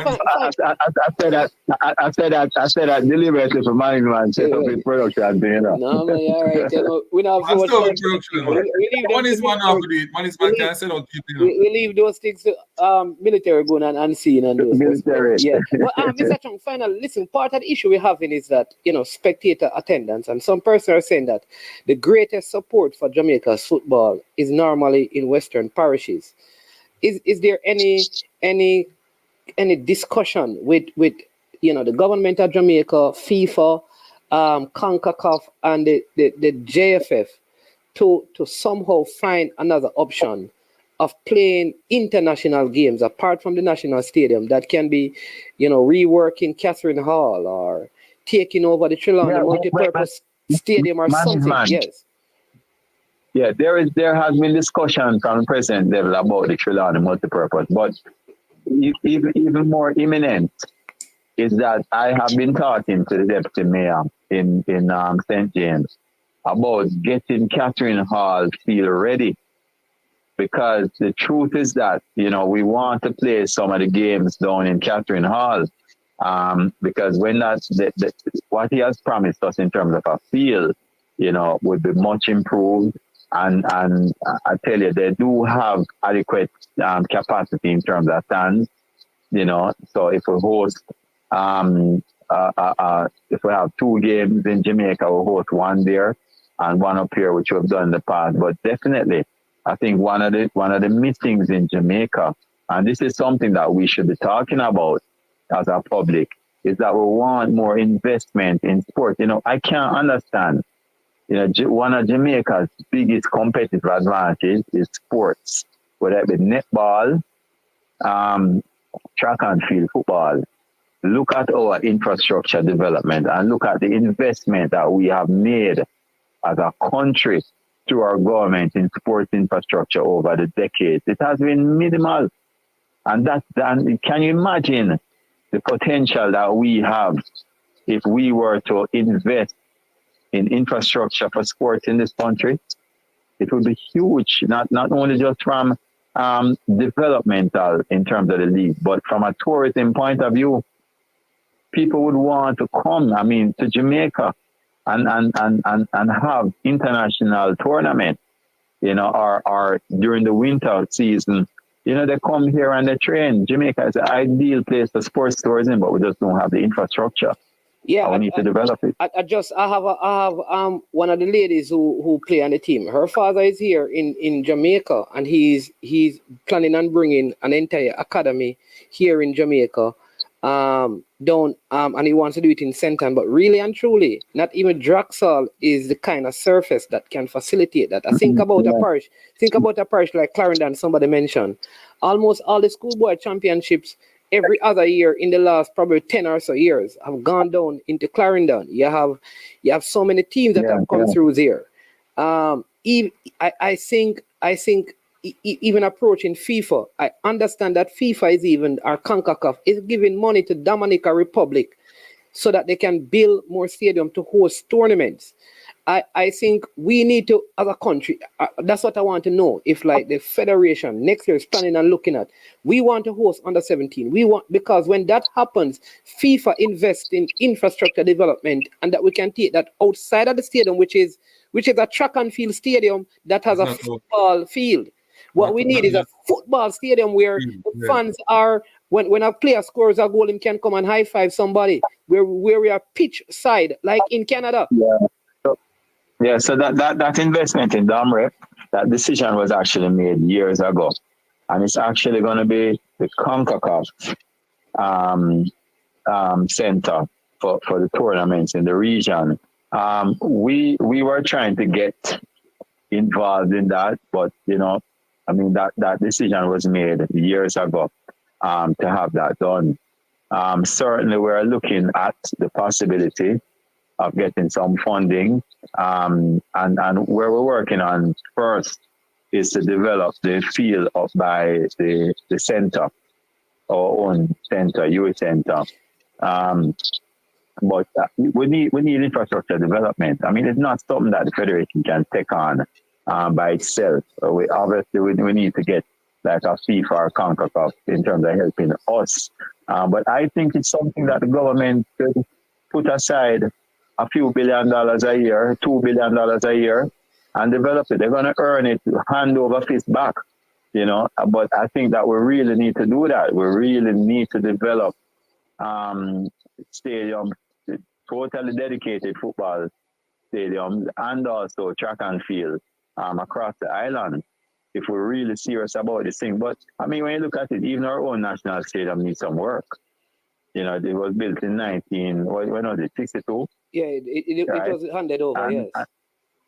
Yeah, we really haven't done anything on it since then. So we really need to put some money into this thing if we're serious about it. Because, you know, one of the things the president has always spoke about, and it's something we focus on, management. Football for us is more than just a game. It is a social mobility tool for Jamaica, right? The more persons that we can produce at the international level, is the more persons we're taking out of poverty, right? And that is really where we need the assistance of the government also to come in and say, we want to develop infrastructure in the country, because that is, I think, sports more than any anything else in this country is the greatest social mobility tool. You know, if we were to take it seriously, you know, to move people up. You know, that's what we want to do, and that's what we should be clamoring for. You know, as fans out there, we should be saying to the government, listen, we want some money in this thing. We want $2 billion a year to be spent on developing sports infrastructure. Yeah, and I like the idea of, yeah, and I like the idea of developing the grass seal up by the center, and Mr. Chung. But you know that, you know, let me tell you, I feel like the people them complain every day. Say them people are real country people, you know. Them people are real country people. Everything are town. I'll give you an example. Two rural area schools are in the DaCosta Cup, and I'm not saying this is a JFF fault. Two rural DaCosta Cup team are in the DaCosta Cup, and the finals is being played at the National Stadium because there's no stadium in the rural areas to facilitate this. And while I understand that government has a role to play, but what about the private sector? Are we approaching the private sector and so that they can even name the surface or the field after their organization? You know, so that the DC Bank, which is the Dennis Strong Bank, right? Yeah. You know, you call it the DC Bank Stadium, the Dennis Strong Bank Stadium. The only part is a river bank, you know.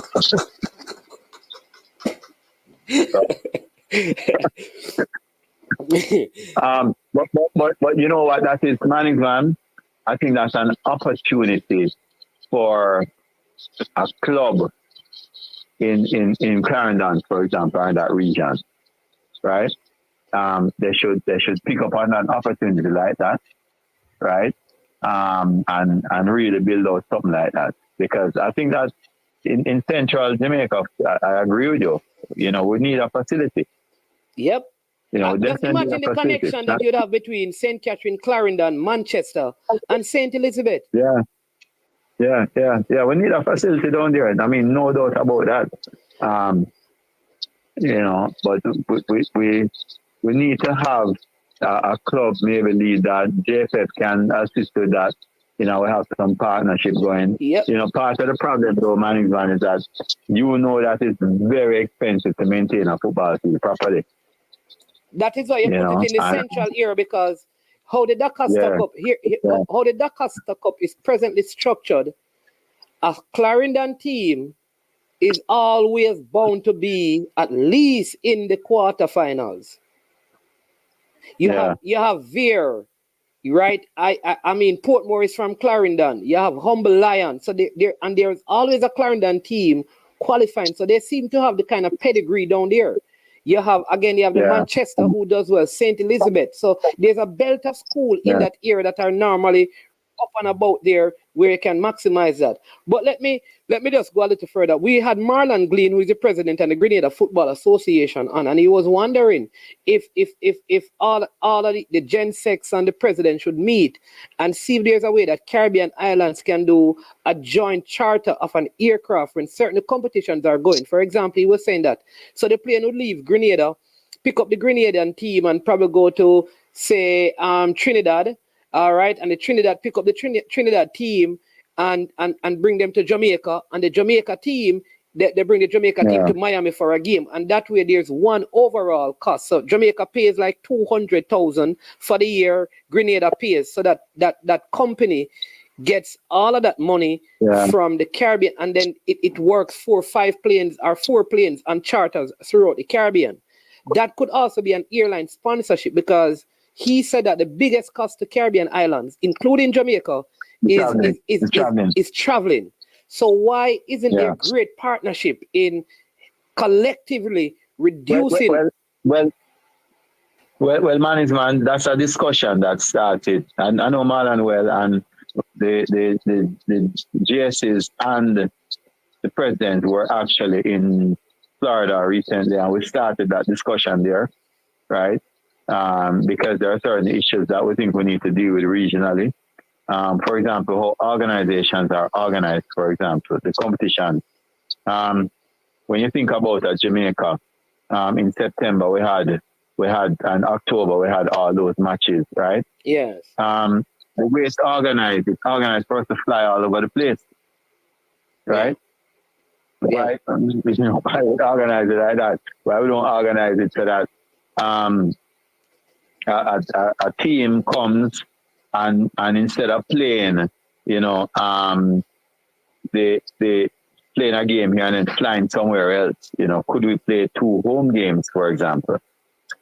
You know what I mean? But the other cost, which is huge, which we need to deal with, and we're trying to deal with it at the center, which I think it can actually compete with the travel cost, is accommodation. So we are working on getting our youth center up to scratch to at least a 3-4 star hotel status, right? Because if we can do that, then we can save millions of dollars each time there's a game, right? And that is an easier fix than an aircraft. One of the things that a lot of people don't understand, and I know myself because I was the one who actually divested Air Jamaica. The biggest part of an airline's cost, the airplane's cost, is the takeoff and the landing, Yeah. Right? Yeah. Because think about how much it wear and tear and fuel it burns, right? So it's something we have to think of. But I think that the easiest thing to do is maybe to get accommodation for each MA, right, suitable so that national teams can stay there, right? So like our center, for example, we are trying to upgrade all the rooms and also want to put a gym there and a medical facility. Once we have that and upgrade the field also, right, then, it will be somewhere, right, that persons can stay. And we already had, at our center, we already had the Trinidad national team stay there and the Ghana national team, right? So it's not far off, right? And we're doing some upgrading work on it now. And that in itself saves millions of dollars, right? So if we can do that, and then we look at the travel thing. And the travel thing is really sometimes just the organization of the competition, and how you organize it. That is important. One of the things we have done also between Jamaica and Trinidad is that we have 2 MOUs with Trinidad. So one of them is in terms of, teams playing each other. So if Trinidad comes here, we'll accommodate them and they can stay at our center, for example, right? That's a reduction in cost to them. If we go there, they do the same thing. Similar to the coaches. Yeah. So we can work together within the region to try and lessen the burden on each other. But we have to be very strategic about it. And I know I'm supposed to be in Bahamas in another couple of weeks, and I'll be seeing the GSs and the presidents there also. And I'm sure that's a discussion we'll have with the president of CFU. Oh, okay. The president of Caribbean Football Union, that is the Bahamian. Yeah, Randy. Randy Harris. Yeah. I need to talk to Mr. Randy Harris and tell him that he's not supposed to hide from management. I tell him that management would like to talk to him. I need to talk to him. I have some serious question about the CFU that I need to talk to him about. So when you meet him, just tell him that management want to speak to him. But Mr. Chuck, finally, I feel like Paul now when he's writing him letters in the Bible, he says finally, and then there's the next 3 chapters. So well, Paul will eventually run out of chapters if you don't carefully. Finally, Cranky says, after they resolve the situation with the girls, what will they be putting in place to ensure we do not have a reoccurrence of what transpired? Well, I mean, what we'll have to do is manage the situation very carefully because a lot of it is coming from years ago, right? And what I find is that when you look at some of the issues that I mentioned are things that, when someone had an issue years ago, and, it's still bothering, although the issue might not be there. I'm not just speaking about from the girls' point of view, but certainly some administrators also. So we have to manage the issue. I mean, what's important for us is that we have to build trust. Irrespective of how many rules and regulations you put in place, if you don't have trust, if you don't have people who are understanding and empathizing with each other and respecting each other, then you're going to have a problem. And that's what we need to do. I think that's the most important thing that we need to do. We need to have that trust built between us, and respect, and many of the issues, some of the issues that we see, it hits the media sometimes, other organizations have, MAs have 10 times more difficulty than us, Yeah. But they work together. At the beginning, and I know that. Yeah. At the beginning of my show, Mr. Chung, I read this very interesting article that I came up on. It says the society that pays workers years later for work done is likely to create a range of negative psychological effects on its people. The effects can be summarized as follows. Feeling of powerlessness. Workers who are not paid on time may feel powerless and helpless as they are not able to do anything to change their situation. This can lead to feeling of frustration, anger, and lack of control over their lives. Low self-esteem. Late payment can also lead to feelings of low self-esteem as workers may begin to question their own worth and value. It talks about anxiety and stress. It talks about decreased motivation, distrust, and resentment. It says, in summary, a society that pays workers a year late for work done can create a range of negative psychological effects on its workers, including feelings of powerlessness, low self-esteem, anxiety and stress, decreased motivation and distrust and resentment towards the employer. I think this is the question. What plans are going to be implemented come 2024 to ensure that whatever players, male or female, supposed to get, that they can get it on time and stuff. How can we do that going forward as a nation? The first thing that we've done, man, is that we have completed and have an approved budget now for 2024. It's the first time, I think, that in a long time in the Federation that a budget has been approved by the board before Congress. Right? Okay. So we'll go to that, right? So we know what we've done is identified all the costs and all the income. So we need to manage that. Once we get all the income in that we expect, then we'll be able to meet all those commitments, right? The second thing, though, is that we have to look at the relationship between players and ourselves and also manage our costs. So what we've been doing recently, which is what has helped us, is that we budget before every game, right? So we have an approved budget, right? And if we can't afford the budget that's there, we look at ways in which you can chop it, right? Without compromising the value, of course, in terms of the team. But that's what we have to do.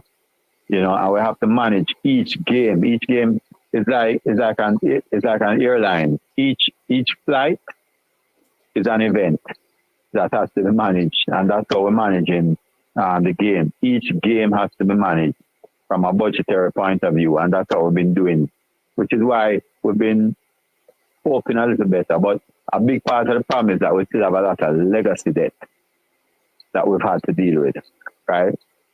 And I think next year is going to be a better year for us because in addition to all the other money that we get now, we also will be getting for the first time the revenue incentive from the sale of all the kits worldwide. So in terms of global sales for Adidas kits, JFF kits, Jamaica kits, we get a percentage of all of that. And that money will come into us next year. Also, we have the money that's going to come in from definitely the Nation League semifinals. Nation League semifinals, yeah. There's different money for different rankings at the end. We also have the money that's going to come in from Copa America. And if we win Copa America, guess what we have? How much you get, man? $5 million US. So we're going for the win. Right? All right. All right, boss. If you tell the people that you're going for the Copa America win, they're going to ask you, are you doing everything in your powers to get some of those players who said they want to play for Jamaica from out of England to play for the team? Well, management, I said a tongue in cheek asking you, you know. So don't turn it back on me. Yeah, I think we have a good enough team that we can create a bang in the Copa America. Yeah, and you know management with the other players that we're looking to come in. It's going to strengthen the team, and I think the performance that we saw in Canada, right, shows the quality that we have in the team, right? And I think that just like we had that great performance in Canada, I think on Sunday we're going to see the same performance from these girls.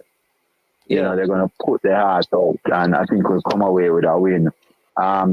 So I think that Jamaica is going to be a much more attractive team to play for, and we're going to be attracting a lot more better quality players. Yeah, but definitely. That's true, but there's a perception out there, especially on the female side, Mr. Chung, that if this team, this present set of players qualify for the Copa America, Gold Cup, that there could be a reservation in re-engaging the girls that went to the World Cup. There's that legitimate fear in a lot of people, Yeah, I lost the quality while I thought it was coming in. You're saying what? There's a perception, what? There's a perception out there that if this group of girls they qualify for the Gold Cup, the perception out there, and there's a legit fear that the administration may even forget about the girls who went to the World Cup, and it is you and the but management, that is not for us in administration. That is the coach that make that decision. All we have to do is make them available. Okay. So it is the coach's decision because I tell you something, as I always say, the reason why I have 2 dogs at home is because I don't want to go out and back at night. So if the coach is there doing his job, I don't think that anyone should interfere with him, right? If he's to deliver something. Okay. You understand? So that's the code. Once we clear up these things, and we say, okay, coach, all of these persons are available. You go out and win. All right, it's good that we hear that you said that you will clear up those things. Wonderful. All right, listen. Yeah. Time flies fast. It's 1 hour. So, thank you for giving up your lunchtime. So, you can fast for the rest of the day. No, it's all right. I'll send that bill. All right, Mr. Chung. Yeah, man. Thanks for bringing some clarity to the show. Yeah, man. Respect. Cool. All right. So there you go, people. You have heard. You have listened. You can now make your comment. Unseen. Yes, man. Yeah, man. What says you? I'm thinking to reach the team of the week thing. You see, I want to teach me how to make team of the week. Somebody else listening. You want to teach you how to make. People, listen. All right, we have 4 super sticker, 4 super chat already, right? It's like 20, let's call it 20, 70, 80 something, right? Come on, remember, we need see it, the items just get sent, you see it unseen, not through the express, you see it? So we need to pick up the items to go get them delivered. Come on, people, drop some super sticker, super chat, so we can go and send off this thing. Morant Bay High School, your goodies are on the way, coming to you, right? You understand? We're going to do a big presentation over there to help with the female program up there. We get them green and white, which is the color of the school, Morant Bay High School. So we go. We're touching the east, the west, the north, and the south. You understand? We do something St. Elizabeth. We go Westmoreland. You understand? We touch schools on the north coast and we go out east. So shoot up some super stickers and super chat. Unseen says that we're going to come back to this discussion. Unseen says that he wants to go to the JPL team of the week. All right. So first thing, I believe that Cavaliers will get the upper hand of this team. So I believe that Cavaliers will beat them come Wednesday in Jamaica. I think they should have won the game last night. They did not have a game, and neither did Harborview. So 4 set of players cannot be in the team of the week because they were not around. All right. Again, the premise of my team is that information received by listening, watching games, seeing highlights. All right. And then you have to, it's very difficult for a person who lose to be in my team. If your team lost, you could be the best goalkeeper and a penalty score point, your team lose. All right. So I have one player that his team lost and because of the quality of the goal that he scored. So I'm going to show you my team of the week from the JPL. The coach of the week, though, is one and only Theodore Tapper Whitmore. You understand me? Still has the record for not losing a game. So he is the coach of the week. So Unseen, I'm going to share my team of the week and you tell me what you think. All right, boss? This is my team of the week, and then you can tell me who you would add, who you would take out. And I'm going to call out the names. All right, so in goal I have the player from Portmore United, Tyrone Williams, right? I think he had a very good game. In that Tivoli game, he made some point-blank saves. I mean, phenomenal, all right? Unseen, do you agree? Do you disagree? Yes, man, is man. Yes, no. Gone, you know, I don't see it. Gone. Tyrone Williams, man, is still on the screen, man. Tyrone Williams. Oh, Tyrone Williams. From which club, man? Portmore United goalkeeper, man. They might make the whole of the save them in the game against Tivoli Gardens, man. We are talking about, man. A drama chat. Exactly. The keeper is the person that caused the game to draw by his brilliance. Point blank saves, man. Like three. He wasn't man of the match in that game? Of course, he wasn't man of the match. No, we don't have a problem with that. So who did he have? We are questioning. Who did he have in mind? No, go score on him, so you know, I had Shaquan Davis, but no man, Shaquan Davis can see. You know watch the game, man. You know watch the Mount Pleasant game. Oh, you have the man, you know watch the Mount Pleasant game. Watch the highlights. Highlights, watching one is on. Yeah, no, then all right. You could never watch the highlights. Not here. Watch this. You could never hold on. You could never watch the highlights of the Mount Pleasant Mobile United game. And you select Shaquan Daly over the Portmore goalkeeper whose game was on live TV Unseen. How wrong with Unseen, man? No, and man, listen to the question you asked me. And stop. Listen to the question you asked me. Who did I have next? I'm telling you, Shaquan, I never see me pick Shaquan over him. No. You were questioning me about Tyrone Williams. You don't even know which club he play for. No, I never know. I never know the name, but I know. So that means you never watch the Portmore match then? No, I never watch the Portmore match. You know this time I put up my team of the week, man. Okay, all right. In defense. See, look kind of bash me up. In defense, I have Rudolph Austin and the Tivoli Garden centre back Odin Pennycook. So Odin Pennycook start play centre back now? From Tivoli, I went normally play Unseen. Then play a box three with him and Barrington Price and Ricardo Brown. What wrong with this man? Man is man, you say the man start putting a different position. He come like now watch Premier League when he start. Brother, the man then play a back. What wrong with Unseen? A box three them play. Play number 6 sometime in the game then. No, Unseen. Jesus Christ. Don't call me Jesus Christ. Man, it's me now watch Premier League. All right. Easy. Who you have in your... I played 4-3-3. Who you have in your defense? Man, is my minister ask you if the game when play centre back. That's me. Yes, then I just tell you that. Who you have? Him then, Odin Pennycook. All right. Fine. So Odin Pennycook, Tivoli, Rudolph Austin, Portmore. Right back out, Sulier McCullough. Sulier McCullough as a defender scored the most goal he scored in that game again to bring back Mount Pleasant in that game. He had a very good game at right back. And at left back, I have a Limal player. Called Darius Stewart who scored a screamer for Limal, though they lost the game. He's the only player that is in the team from the loss. Did you see? Wrong position at him play. He play right back, but I put him a left back because he can play both sides. But another position him play when him score. I went score from the left side him score. What wrong with you, man? Me at the another position him play. Hold on. Anthony, you were at the match? Then must have the match, man. No, man. You're on the bench. You're on the bench. Not on the left side, the man score something. Man, it's my me at the position then, the play the position then on the match. Thanks, Leighton. You put him over on the left side, a left back that, you know. Exactly. And number 6 I play. No, in this particular game, but hasn't he played in defense at Mount Pleasant? For Lima, right back. Hasn't he? Yeah, but he's not good in that position. Oh, you mean I'm not good in Unseen? Anyways, Unseen. Better leave the one. Number 6. Hey, I'm in position. unseen. Anyways, and who do? All right. Here's the thing. No question. Who do you have at left back? Yeah?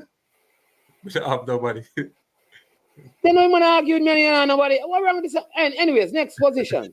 Siobhan McDonald of Mobile United, though he lost, is the CDM and I'm playing with Andrew Vanzi and Javier Brown. Yeah. I mean, I understand how people look at you. All right, anyway, go on, because I mean a little bit again, please. Javier Brown is the captain for Veer. He scored the opener, had a very good game. Andrew Vanzi had a very good game for Humble Lion as well. I have Kemar Bushy Beckford from Veer as well. Justin Dunn from Tivoli and Nicholas Nelson from Dumby Holden up front. Yeah, man, Justin Dunn quality. Nicholas Nelson deserve it. Beckford, one game. Had a goal and an assist in the game. Goal and assist. Yeah, quality. Justin Dunn was the Tivoli player of the game. Like, lot of work, did tremendously well for Tivoli. Created some opportunities. And like I said, if it wasn't for the brilliance of the goalkeeper, he would have scored again. But that is my JPL starting 11. Thanks to you, late. Who's Javier Brown again? Javier Brown. Unseen. Yo, me can't discuss JPL with you, man. You know watch the game, the man seen Javier Brown, the captain. You're the captain for Veer, man. What wrong with you, man? I don't know the name them so like I know the name them so well. Remember say 400, 500 people name you have member school. You know? I remember players' names so easy. Unseen. You are you a coach? You know, do analysis on players and stuff like that. Yeah, you have to see the player and them say, oh yeah. Yeah. So through me I say Javier Brown, or me I try to match the face. Javier Brown is a player who was at Reno. He has been playing at Veer from Duki's time. He plays central midfield. He used to play with a guy named Neil in there as well. Oh yeah. Remember him now. Remember once I said that, I know say when I said the captain man is 1-3 now. Siobhan McDonald, Wadada, Harborview, Mobile United. Plays CDM. Cornwall College, big star. Right, Andrew Vanzi. 4 years. Everybody must know Andrew Vanzi. All right. So, Unseen. What about your starting? Anybody you think should have been in the team? Tennessee, the man can't say him already. No, remember, you know. Unseen was the person who said, "Send him the link when I'm going to discuss the team of the week." He said, "Management, I thought you were going to discuss the team of the week." Tennessee cannot be ready. No, I'm ready, but management talk on the believer management say. But somebody in the comment section talk about the audience penny cook thing there. So me know so me right because the man play in a different position than most of the game them from the league start. Penny cook. So that's why I'm asking him if I center back in play that game because I never watch a game. Okay. Which game you watch this weekend? Which game you watch? All right, so me watch the Veer game of the Veer game and you don't know Javier Brown? Me never match him. Me know him as in know him now, but me never match the name with the person a while ago. That was the problem. That was the issue. Veer who play? No must Veer and me play, Bridging. So people, hear the man say, he did that. If him coach Limal, hear the man said to me, him did the Veer game. People, if your man coach Limal, and the man, I say, Unseen, which game you there? The man said, the Veer game, you know. Do a Limal. Yo, somebody has something to back for.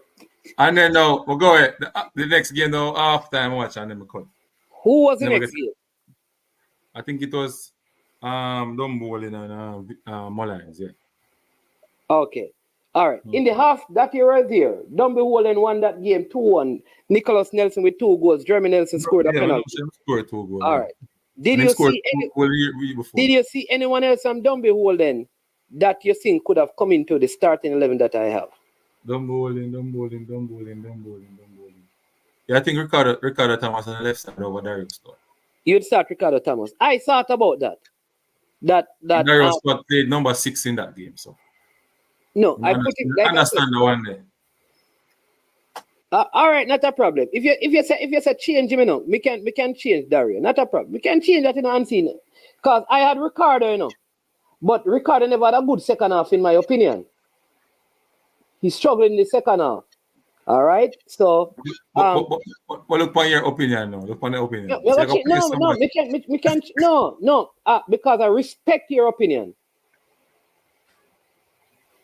I respect your opinion, because you were at the game. You had an eye test. You understand me? So, see there, Ricardo Thomas, don't be holding. Me not have no problem with that. I'm going to put Darius Stewart there. See it? You see how easy and seen? Yeah. Yeah, that look like goalie percents now. I'm going to put Justin Dunn at number 9 and put Nicholas Nelson out wide. But no, sir. Nicholas Nelson was playing up front and Justin Dunn was playing out wide. Well, my opinion still. But you see where your problem is? You just said that I needed to move Darius Stewart because he didn't play there. But you want to put Nicholas Nelson and Justin Dunn in 2 different positions.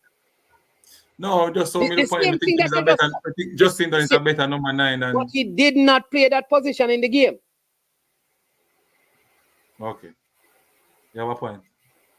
Okay, thank you, sir. So you only saw your team play, and then after you saw your team play, you watched the second half of the game. Yes. The first half of this next game. You didn't watch any more games? No.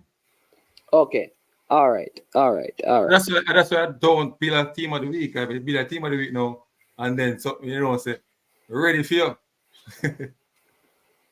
Dre anyway is saying that boy, him not have no player from. But how about you didn't play in the game, Dre? How about you play for make the team?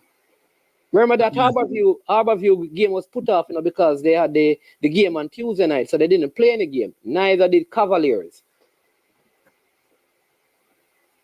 But all right, but Unseen, talk to us. You were doing the live watch along for the Cavaliers game last night. I hear you telling people that they need to go back and go get the link. Tell me, what are your thoughts on the game? Again, big up Dwight. People, come on, we're not far away from reaching the target. We need like 160 more in terms of the super sticker, super chat. So every week we come up, we put $1, put 2. Drop a super sticker, super chat, hit the like button and share as well. All right. We still don't reach 100 likes yet. Incredible for such a fantastic program. Come on, do better than that. Go ahead, Ansi. Repeat the question, because some kids came up. Yeah, the game. Oh. Yeah, man. Big up Leighton for the super. Yeah, man, the super sticker. Really appreciate it as usual, and all the other persons who have done so. Leighton, Fabian Full, El Grand Hero, Miguel, and Troy, Bulla, Malcolm, Rossies. Remember the black drive that they have going at Rossies. Thank you so much. Garnet Denton, where are you? You understand me? Run up in the building. Go ahead and see. Talk to us about Cavaliers game. All right, so man, the first 15 minutes, 20 minutes, Robin would look like they wanted to score. They hold the ball a lot position-wise. They're using the wide areas to try and get balls into the box in the first half. It was even Stevens in the shot department, shots on target. Second half now, Cavaliers really step up. It went out there aggressive, started to tackle them hard, winning the balls in some dangerous area and transitioning into attack quickly, getting chances to score, but did not take it. And I think that is the biggest factor that really cost them the game, cost them the 3 points. Because based on how Robin was playing, I have them to score a goal. But Cavaliers should have scored at least 4 goals in the second half. So in the goal scoring department, Cavaliers really failed. I think Rudolph Spiel will focus on that in training back in Jamaica and try to get that part right. I think if Chanel, I think the surface also played a part in terms of some of the players' ability to carry out their function. Chanel Thomas took the whole first half before he started to click into the game, man. Yeah. First half. Calvin got a chance to score, did not take it as well. Ronaldo Robinson got a one out, I would say a breakthrough. Keeper was coming up, kick the ball to the keeper. Some half chance. Cavaliers should have scored at least 3 goals or 4 goals in that game and win it from over Suriname. Yeah, I agree. What I was surprised about though, man, the support though that Robin Hood got at the stadium was sold out crowd based on what Sir Speed told me. Yeah, what amount of people were in the stadium though? What is the size of the stadium? I don't know the size. They never tell me the number, but by looking at it, it looked like it's a lot of people because the seat was full and people were standing at the fence right there on both sides. Yeah, the sad thing again, and I can tell you that Cavaliers may struggle to even get crowd support. You understand me? Because I've seen them, to be fair to the clubs in this competition, they have also even said to schoolboy teams, you can come out and support the team. Yeah, you know what I want to do? Send over the drums now.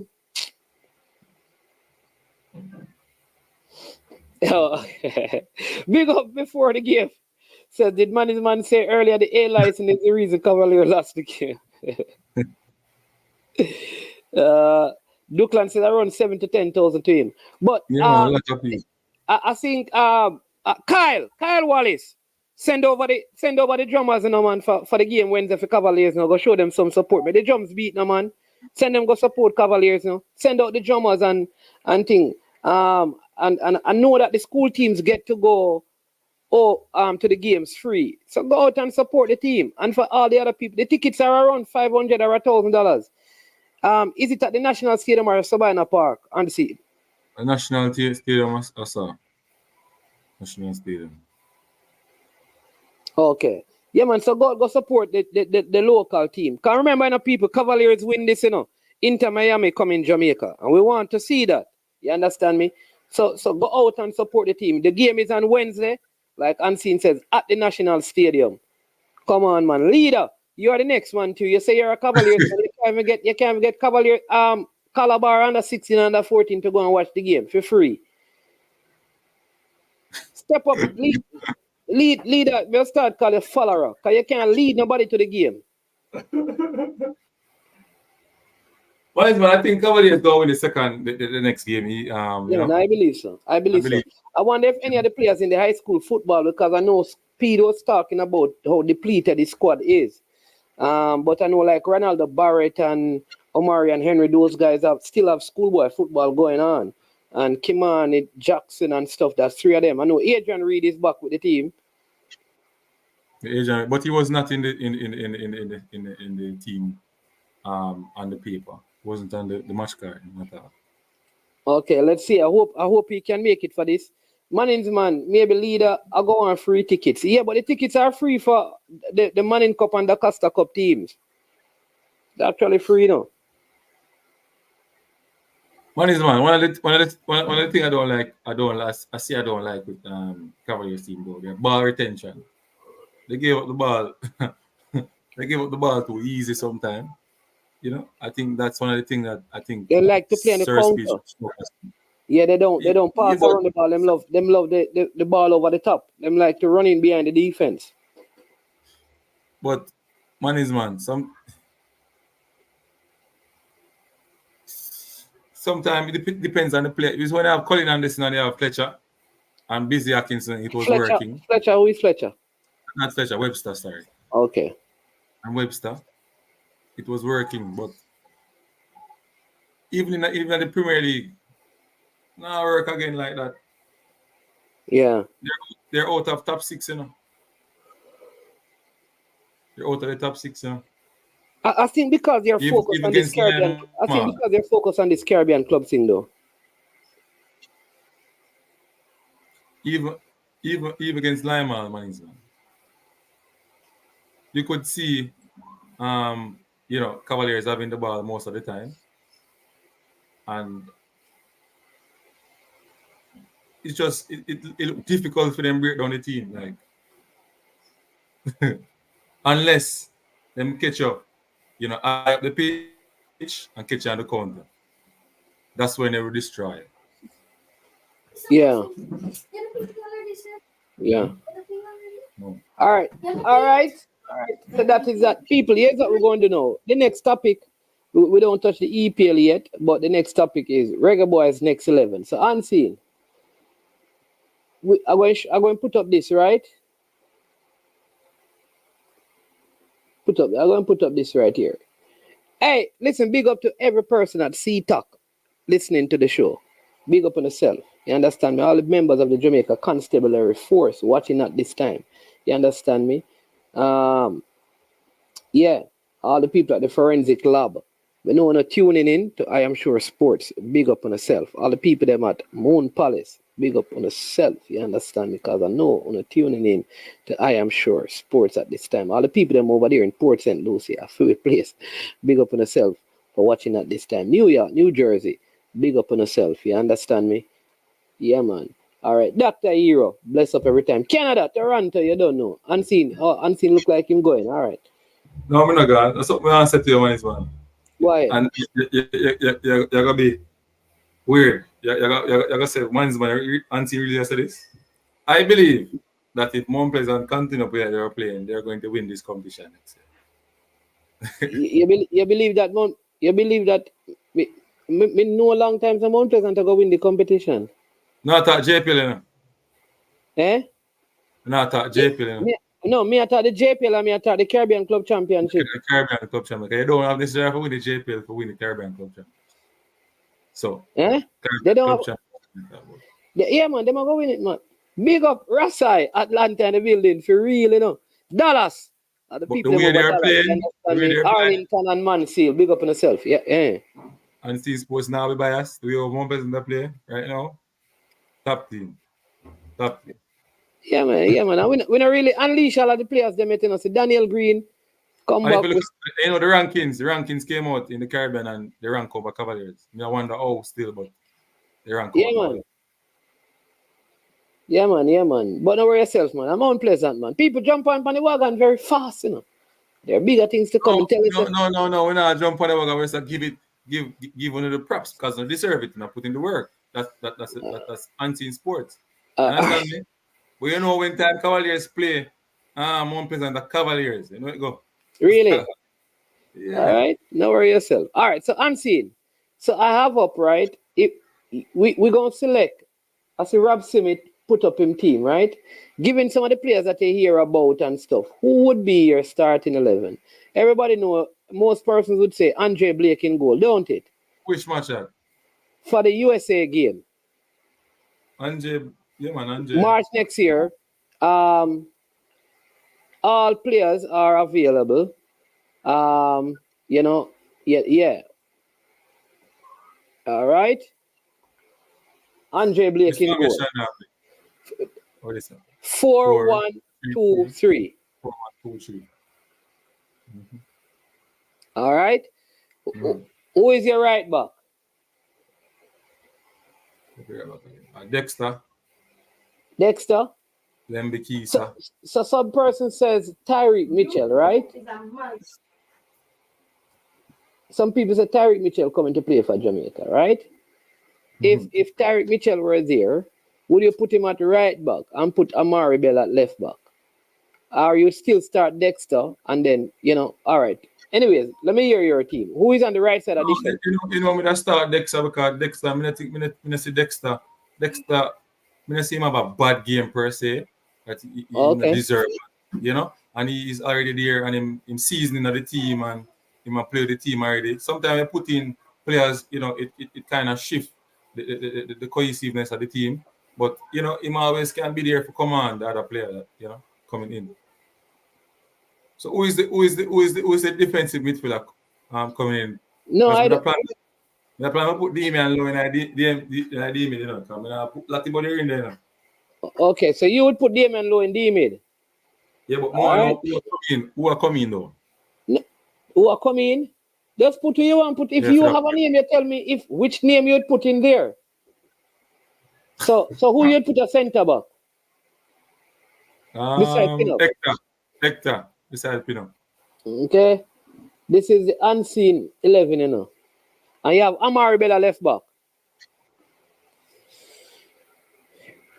I go back to Greg Lee, you know. Amari Oh, Bella you're to go not on. start. You start Greg Lee. All right. All right. I start Greg Lee, I start.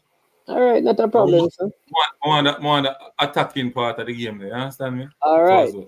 So who are your midfielder? You have Casey Palmer, Kira Anderson, Jonathan Russell, Bobby Reed, Daniel Johnson, Lati Bodier. Yeah. The DJ and Bobby Reed in midfield, man. DJ. So no, you know, Casey Palmer don't make a team. No, I'm gonna make it over DJ. You know. DJ in midfield. DJ in the midfield. Daniel Johnson. I think if I start a game like this, man is man with a DJ in the midfield. All right.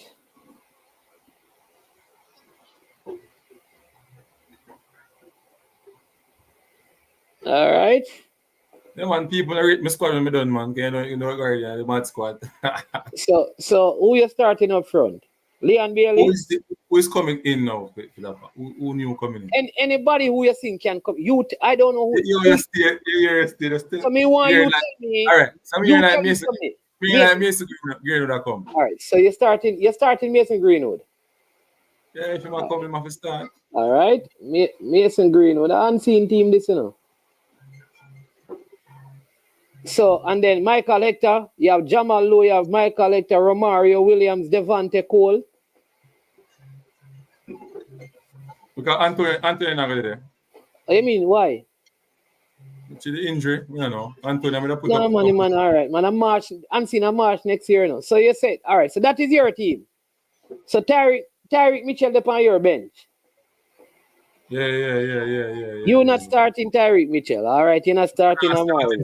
Come on. Eh? Come on for the bench. Now starting straight away. People, rate Unseen squad. Unseen said that him benching Tyreek Mitchell if he's available. Him starting Greg Lee. Say it like how we say it, and I want to say it like how you want to say it, you know.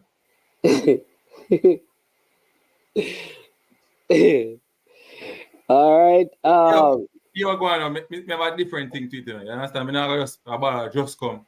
I'm just trim on the team so we don't proper training together with the group and you understand me? I say, man, the whole heap of thing in a bridging. A whole heap of thing to the ball. And just two man of a name and just throw man. We don't have a pretty thing like a coach. Not pretty thing like fans and big name squad and Ray. All right. Because the budget can't say anything you want to say. That's so my squad look. And I bet you the money. So I saw the squad I got near for look. If all them player come for you. All right, Parish Council call it because Parish Council Justin done in I'm team. So let me hear from Parish Council. Parish Council. Yo, man, all go on. How the line up your look so? Unseen squad. Why? What wrong with it? Yeah, so me have the English flag beside the player them. I saw the program operate, brother, because Pinaka Antonio have English flag beside them. So I'm glad to see it, you know, because I know so from week more ask a question about management. As the team manager. Yeah. A very important question. I hope you can answer, you know. How does a player become a national citizen of Jamaica? How a player or a person in general? In specific to these players, yeah. How do we transition a player from an English national to a Jamaica national to get him in the team to play for the national team? Can you outline the process? Number one, if their mother or father are Jamaicans or their grandparents are Jamaicans, they qualify to become citizens of Jamaica. The first so part that is the first requirement. Yeah. Right? Parents are at minimum grandparents. Grandparents on either side. Once that is what about great grandparents? No. Great grandparents can't work. So parents or grandparents? Yes. Both mother or father, either side. All right. Yeah. So after that, now, you will have to prove that the actual grandparents have Jamaican documentation. Meaning they have to have Jamaican proof that they have Jamaican connections. Birth paper, TRN. They don't, not necessarily TRN, but the birth certificate is important. Or Birth certificate. Right. So they have the birth, right? So that information must be consistent with just coming through. What is in Jamaica, if they reside in England, must be the same. Or if the person is in Jamaica, they must have that. So once a player does that, he gets all of that information from the grandparents, his parents, and his information to prove that he has this connection. He then applies for citizenship, right? After he gets through with the citizenship, given that all the information is accurate, that he has provided, whatever needs to be corrected is corrected. Once he has been proven that you can be a citizen, he's then given citizenship. After he has gotten citizenship, then he can now apply for a Jamaican passport. So once you're a citizen, you can get a passport. So you have to prove citizenship first. You have to prove that you're a citizen. Once you have proven your citizenship, then you apply for a Jamaican passport. That's a short version. Okay. But Jason used to work in this department, and Ian Campbell, so they probably after you finish, but yeah, I will ask one of them to just speak on the matter as well, just in case I leave out anything. It's important for us to have that knowledge as well. You understand? And not just feel like say why, because me I'm unseen. I say, I come in, and I think to myself, I say, boy, I saw like a container coming up on the wall. Just have some random name out there, and who are coming in this window? Like say, is a transfer window open. So I'm glad to know that minimum grandparents would have to prove that them are Jamaicans and are the parents. Yeah, and like Jason has also said that FIFA does not allow it to go beyond grandparents. And this is not only for football. This is not only for football, because just a regular non-sporting person can also get it. Also, a person can also marry a Jamaican. So if say for example, say Morgan Gibbs White is married to a Jamaican, he can become a Jamaican. He can apply for Jamaican citizenship because he's married to a Jamaican woman, as an example, and that allows him to become a citizen, and then he applies for a passport. So even through marriage, just like how you see a Jamaican leaves Jamaica, married to an American, and they become citizens of America based on the marriage. So you also have but the process is a lot longer. You understand? Sometimes them process look like, if a FedEx them go through or still them seem expedited. Yeah, but what they will do is like for sporting reasons, you can get special favor to like I said, expedite that as well. Because there are cases where that happens, and it depends on where you are, right? You can like I said, the process can be expedited. Yeah. Another thing we want to ask, man, how did Cavaliers end up playing this tournament? Because they were the last JPL winners. Oh, before the whole COVID thing. No, man. Before Mount Pleasant won last year, Cavaliers won the year before. Cavaliers. Yeah. Oh, so how about you get involved in it? I try to understand what you need to win in order to enter. How about you was second behind Cavaliers? Remember how about you finish? Remember it was Cavaliers, how about you and Dumbeholden and Cavaliers went. So it's 3 teams got through, first, second, and third. So all them do it, regular season or playoffs? No, man, the semi-finalists. So the team Because Arnett win regular season, you know, right?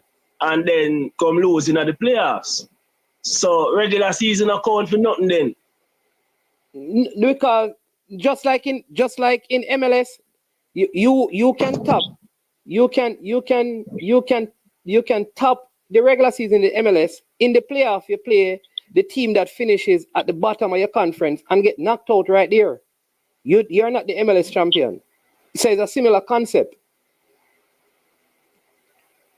Yeah, so all right, but like in a basketball, when you win your conference, at least you get a trophy, and then you move towards the finals. So at least you know, so you win that.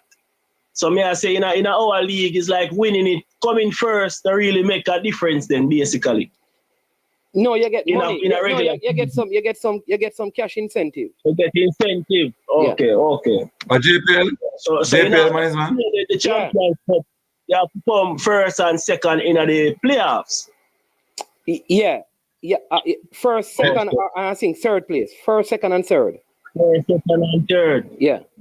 So remember that Dumby Holden was also in it and they got knocked out. Yeah, man, for real. All right, my boss, respect. Yeah, so if people them say a change in their mind about citizenship and them thing there. Well, because it's connected to as a parents and grandparents, and you know, so little blood are run same we are not connect with each other. But initially, it sound like can name out of a hat. You understand? Which you know, so little more leniency than to be honest. You know, I lie. No one says a man, mother, or father, or grandmother, or grandfather, and it's not gonna further than that. You know, they can spread little love, man. Okay. All right. So like people are asking about, the goalkeeper at Chelsea named Sanchez. He has Jamaican connection through his grandparents, you know. But he plays for Spain. Okay. I don't know if he's tied to Spain. Boy, you're so two Chinaman on the side that you know. No, because only for Chinaman and Jamaican citizen. Then Carla, then a lot of Chinese Jamaican we have. You have a lot of Chinese. Yeah. So nothing wrong with that. Yes, nothing wrong. We never say nothing wrong. We just say. So why? One side. But wasn't Chris Zedi of Chinese origin? And Chris Zedi played for Jamaica. Winston Changfa. Yeah, me never know that still. Are you what they say we need a museum, you know? We don't know all of the history, you know, monies, man. You understand? All right. Yeah. So sometimes I need a little reminder. That's why I even put them questions at you for kind of, you know, have an overall understanding and listening and have an understanding too. The brothers, you understand me? They were Chinese of Chinese origin, played. Do you know that even Chris Deering, I mean, he's not really Chinese and stuff, but he played football as well. Akwasa Chang. Yeah. What about Akwasa Chang? I'm a black man. You don't have a name. The man, a Chinese family, man. What you talk about? He looks like and you know that there's a Jamaican athlete, a Jamaican guy named Brown, I think his name is, that runs for China now. Yeah, man. You know him. He's a 100-meter sprinter that compete against our athletes, you know. Parish Council. Yeah, it's Chinese, Jamaican. And quick. Okay, good. Okay. Yes, everything has spread. Then I said, go on. Speed. Hold on. The Cavaliers made this gesture to the Manning Cup and the Costa Cup players that they can come at the game for free. Yeah, man. Long time they said that, man. Me hear Speed saying now watch Manning Cup. So all right. Sorry, let me correct that. Thanks, James. James said Brown, he runs for Japan, not for China. Oh. Japan, yeah. What you saying? What you saying now? Yes, I say if you don't watch a thing, you then not come watch your thing, brother. Okay, so you're saying that because me hear him say that, you know. Yeah, because so surprised the club after that to the players them. Yeah, but Carla, but the truth is, Speed may have scouts that watch those teams. No, man, that I may. And December, we don't know. Yeah, no, but remember, leader work for Speed, you know. Me just say, all me I say is, I heard him say that he don't watch Manning Cup. And by extension, I think the Costa Cup too. So me just wonder, why is it they offer that to the Manning Cup and the Costa Cup teams? Because all of Speed players at Cavaliers come from Manning and the Costa Cup because he has scouts who do it, who watch the teams. Okay. Remember that Speed, one of the youngest professional team. I think he has the youngest professional team. Cavaliers has the youngest professional team. No problem. The game no need team eyes, but they need to scout them eyes. But team eyes no need to see it. Yeah. Oh, you know this player too, Cornell Chingsu? Yeah, man. Jeremy and you? Oh, yeah, I see. Pass master. Yeah, all right. Then them man a Chinese name, them man Chingsu a Chinese name, no, you a Chinese name, no. Yeah, me I talk about no man is man. Them have look complexion and things still, but no, then I'll Bill Williams. I'll be a Chinese man. I'll Bill Williams, man. Bill Williams in the 60s played for Jamaica. He was a Chinese man, you know. Oh. but the game need speed eye, so he must say, man, he must send scout, not really make no sense still. As the technical director, you yourself need to watch the game. I figure say it was just you call that look naive comment still, but me I hold him to it, can I say it? Alex Reed saying that Jeremy and you is not Chinese. We never said the man Lord have mercy. But you know when me I say you just a draft name of the descent will come from that descent, and we are say when we are talk about the distinct features we are talk about. You understand? And today me not see none of them man up on our side. We are talk about the downtown wholesale. You understand? Look, Chinese type of man. We not see none of them man there in the team. Okay. Maybe them do they also participate in other sporting discipline. Oh my God. Yeah, maybe. Champion of a Chinese youth that play for them too, man. Okay. I'm welcome them, because me say, that me have an understanding. Maybe me should have asked this question a long time ago as to the process. You understand? Me just did have the mindset that it was just a random thing and it's a free-for-all thing. Yeah, I remember that. True to the terms and conditions that should apply. Okay, but there's no compromise. But you know that also. What the brother them name? Kevin Mu Young, the Mu Young brothers. You know, Mu Young's the writer. You know, a holy childhood at the intersection. They say what they wrote the name again, man. Where the party place, the Mu Young brothers, Kevin Mu Young and them, and the ball of them there in Jamaica, you know. Yeah. But you know that Jamaican have played, like John Barnes was is born in Jamaica. Yeah man. You know that Rhyme Sterling. Rhyme Sterling. I was storage on them man. You know Rhyme Sterling born in Mar Valley. Yeah. You know Kemar Reed that play for Malta born in Mr. Butler said the youth are hold on too long and he never have a choice but for jump ship. So we have to just run to be. I'm saying we have to wait for a minute. But man, as a team manager, sometimes you can as me ask in the group, in the message, if you sign a non-disclosure agreement with JFF. Because as a team manager, some of the things that we made Dennis Chung said, I think you would have you're privy to some of those information. And as the team manager for the national team, so you can share some insight to them. I say ever chat them business or whatever, but you can share some things with you as the team manager. So I would have to wait for Dennis to come say certain things. So you're supposed to know about funding and allocation of funds as the team manager. Oh, so what information they want me to share now? No, I just say some of the things that I hear Dennis Chung talk about earlier in terms of the budgets that are allocated for the team and stuff like that. May I say, you come off as if you weren't aware. No, man. You understand? As the team manager, I would expect if you're aware and share that they do what they do. Mr. Chung says that they have implemented something where now every match there's a budget presented. Why you can't look and say, I wonder ever since Management go in, him start ensure that there's a prepared budget. That's why I'm saying you have to share it. That's why I'm saying you have to share it. You're not signed non-disclosure agreement. You can't share it. No left it for your assumption. All right, Carla, but I keep on saying to people, and I don't know how many times I'm going to say, remember that I am not a JFF staff member.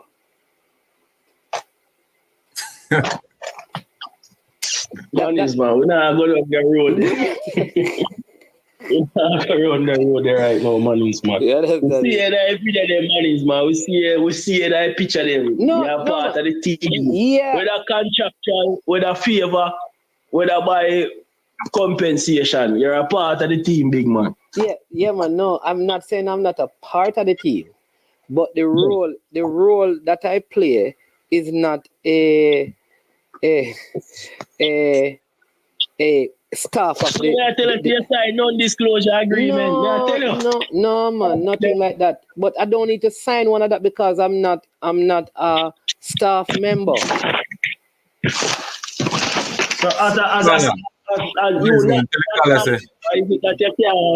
you can't say certain things then because he's not a staff. No, what I'm saying is that I can say what I know, but what you're asking me is about monies and stuff like that. That is not my portfolio. And we can give you some of it. Yeah, because remember now, part of my job is that when the team comes together, so the team have a game in March. My job is the immediate things of the team to ensure that the players move from where they are to where we're going to be, and that they get there on time, ready for training. Everything concerning the game is in place, and the staff is in place, to ensure that when time comes, their per diems are dealt with and those things. When it comes on to what they sign in the contract for in terms of their payments and stuff like that, that is not my portfolio. Okay. It's a big job you have, man. Big job you have, anyway, Tennessee say I want to ask you, if you watch the Reggae Girls team playing, because the things he's asking you about makes no sense. If me watch Reggae Girls, what that have to do with that? I don't understand. What the question? So hold on, Management. The question that me ask about players making the national team. That make no sense. Right. That is not a relevant question. So you're going to the comment section. You have a good challenge. Tennessee. Man, listen, man. The comment section a dub play session, man. Listen me. Comment section a dub play session. That's a gibberish and whatever. I mean, really depend on that. Because the question I ask you is an important question. Yeah, man. We need to know how do players become qualified to play for the nation. You understand? So I don't understand when assisting. Somebody's correcting me again. Tell him to call in, man. Tennessee, man. All right, hang up. Tennessee, the man say if you call in and talk where you talk. The man say that's a type and not a talk at Tennessee. The man say if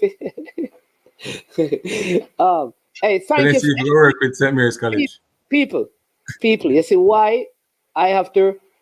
You see why I respect A.M. Henry? A.M. Henry is a female. She said the Zaydis were Lebanese, not Chinese. Or not Chinese. Thank you so much, right? All right. We maybe should say of Asian descent. Thank you. All right.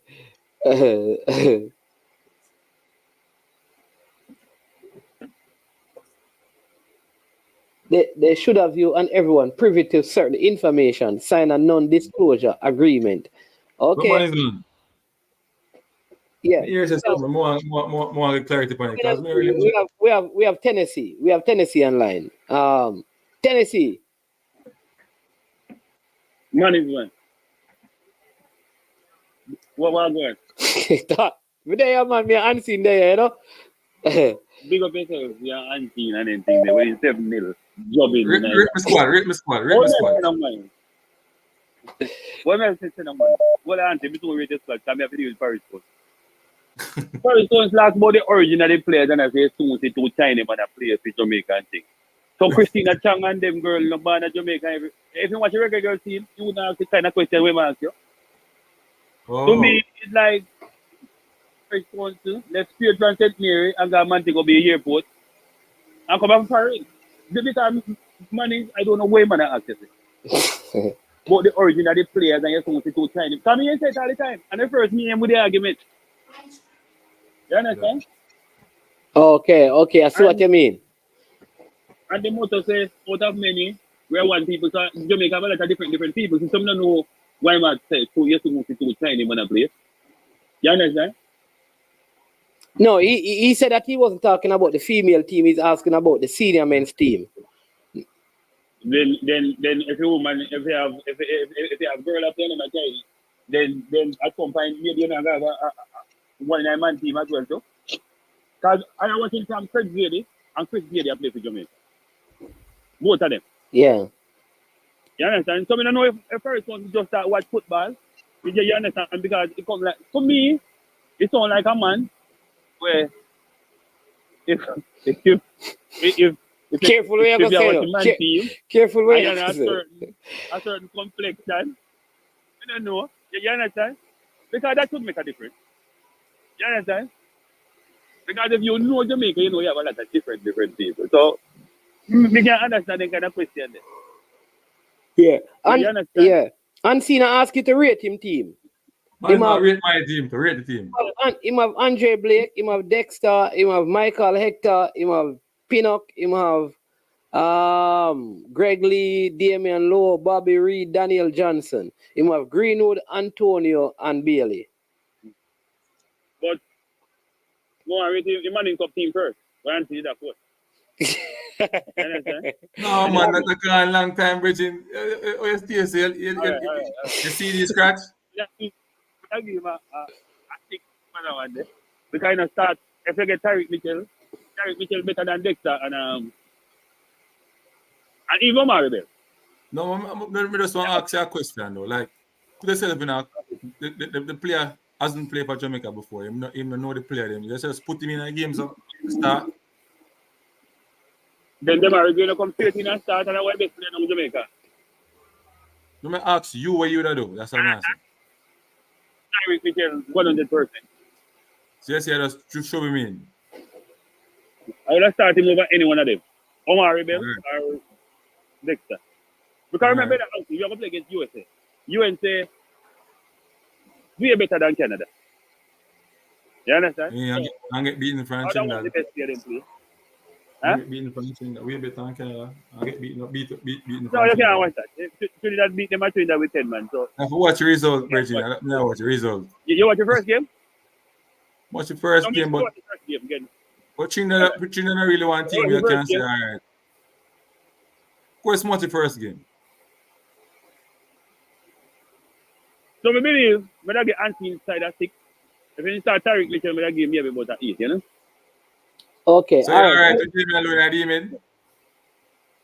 Huh? That Damian Lowe. No, I don't like Damian Lowe. So because the USA we are going to play against. And USA is a better. You understand? But if we don't have nobody else, we have to go start in the same place. Who I sent back? We get anybody else. You go with Pinnock and Lowe, man. If Lowe not start in David. Who you put there if Lowe start? Understand? All right, Tennessee, what we are going to do, we are going to put up Dre team, right? Dre have Tariq Mitchell. Him have Damian Lowe.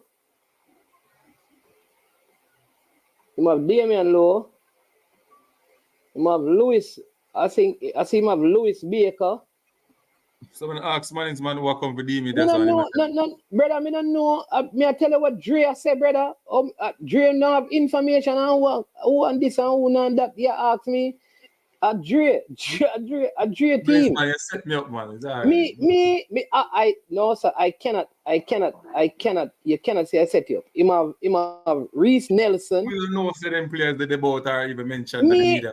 don't know, brother. A Dre, a name So you him know, could I team. tell me, say Jay did put it out and say this a man Him here just put this out. I'm tell you that. Me not just see the man thing and me put it up, sir. What wrong with this man?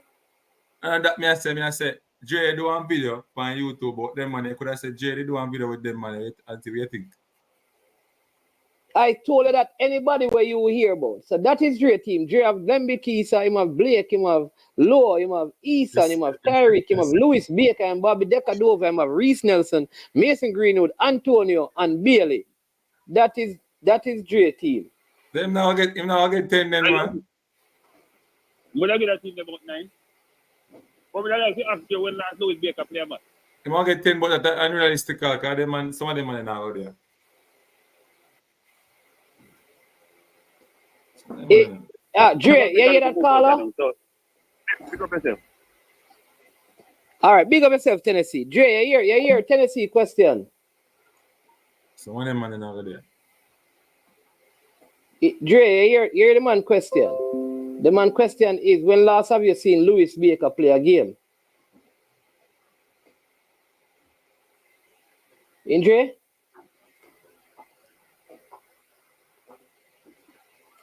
So this team, Hansen, do you rate this team better than the one that you select? Man is man, some of them play the Naga there, but if I saw be the case, if they get to a 9. I really want Jay anyway that put hopes in the people in the threat. Why? You still can't beat if you have one team like this, man. I'm going to want to change the backline though, because backline is remain this year. So you're starting Hector over Lowe? Huh? No, as in, me not think Lewis Baker and the man there come. I think me not sure the man there come. But Lowe would have play. And Hector would have play. Okay. But we just going to play Hector in the mid. We now set him up again. Like on have all right. All right. So let me put up Cranky team, right? Cranky team.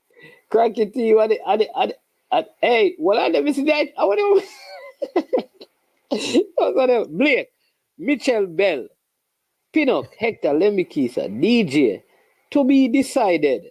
Lowe, Bailey, Antonio, Greenwood, or Bobby. So I figure what Cranky said. All right. So he has Hector here. I think he has Michael Hector here. Man, when I see this cars now, people are putting all people on them team where them man now come to Jamaica, they don't even know. And if they want unseen, if the man they want to believe in folly, you know the man them believe. Right? All right. To be decided. Lowe, Bailey, Antonio, Greenwood, or Bobby. So Lowe, Greenwood. Who else Cranky have? Antonio, Bailey, Bobby, DJ.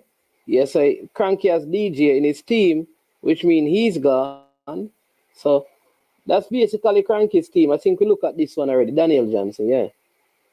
Yeah, that's basically Cranky's team. It's kind of the same team. Cranky starting Hector.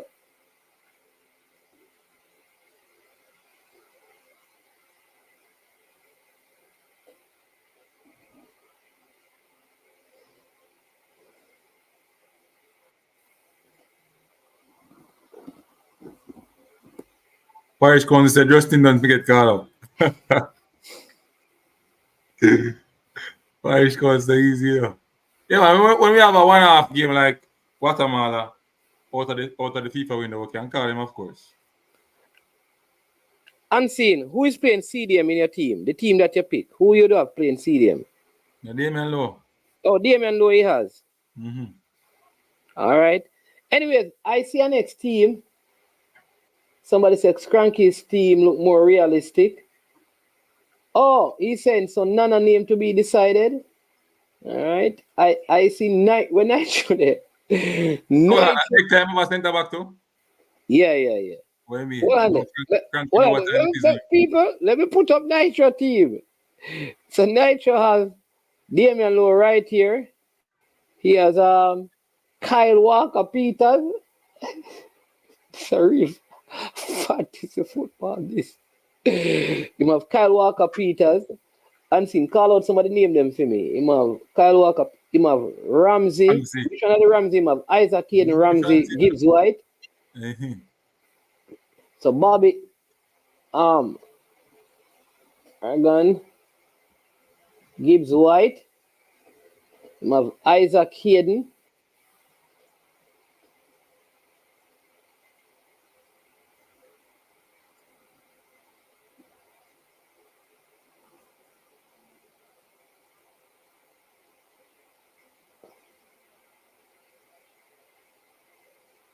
All right, let me see if we can find Isaac Hayden now. I have to make sure so you get them spelling there right, you know. System now come up so easy. Yes. So my time them spell them name. Hayden. Oh, see? Hayden. All right, you have Isaac Hayden. All right, let me go back and see again. Who again you have in there unseen? Oh, I have a Jacob Ramsey. Bailey Antonio Greenwood. You have Jacob Ramsey.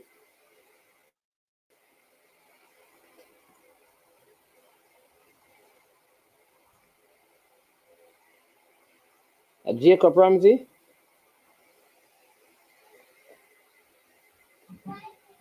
I hope me have it right. Yes, so that that is Nitro team. You understand me? All right, so we're in the finals now. Nitro, Bowser is back, and Demari Grace back. Who get dropped out of your team? Well, it depends on the performance of them man in the first game. You know. So them you're saying that if them man connect and win the game, Demari Grace. Oh, so you're not starting Demari Grace? No, Demari Grace.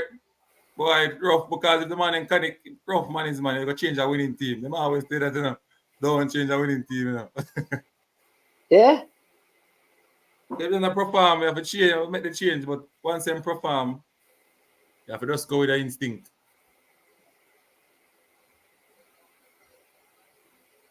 Okay. So, some person said they're starting Gray over Bailey.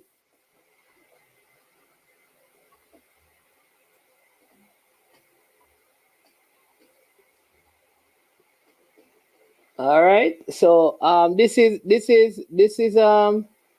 Hayden Ramsey, Mitchell, Jed Spence, so Blake, Pinnock, Ben Godfrey. What you know? All right, anyway, we put up the one you know. You have Ben Godfrey, the man who has scored in his last 2 games. You have Ben Godfrey right here, so. Yeah, all right. Let me see the one you know. Ben Godfrey, Jed Spence, Mitchell. So Jed Spence play right back, I believe.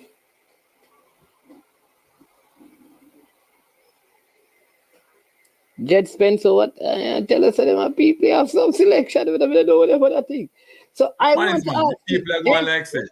Well, I want to ask the people if them realistic, like they think like, and then it says Bailey's on the bench. So you all believe that going up against the USA with like a day before, like 2 days before the game, that you could bring in 1, 2, 3, 4, 5, 6, 7 new players. Watch 1, 2, 3, 4, 5, 6, 7 new players in a team with 2 days to go and play a match. Wicked people, man. Let me ask again. So all of you are naming teams.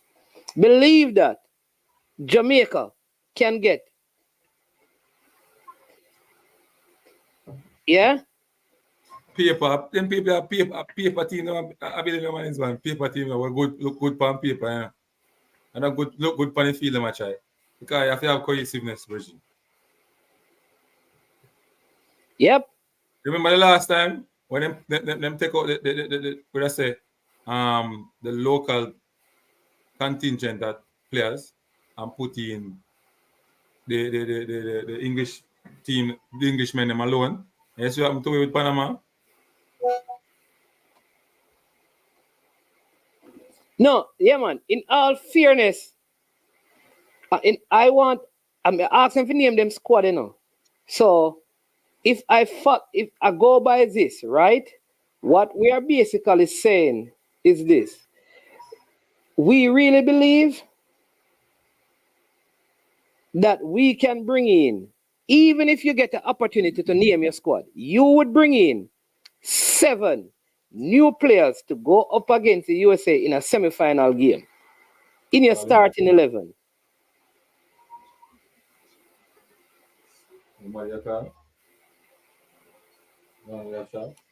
That's all I'm asking. Is it realistic? No, man, Dre, I go by what the people. I know that he's out. Him say I'm going to change grade to Reese Nelson. So, all right, let me do that. Let me put in what Big D Len says. So, I'm going to change this. So, this is now Reese.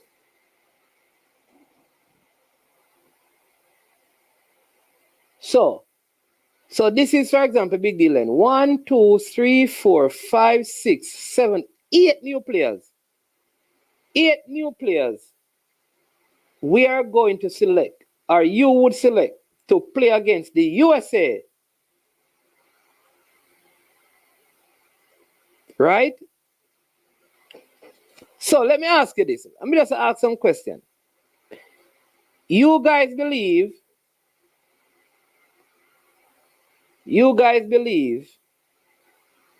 that Bobby Reed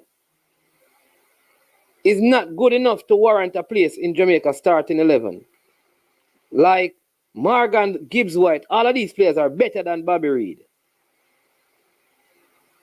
Like Jed Spence would be better than Dexter. You really believe that?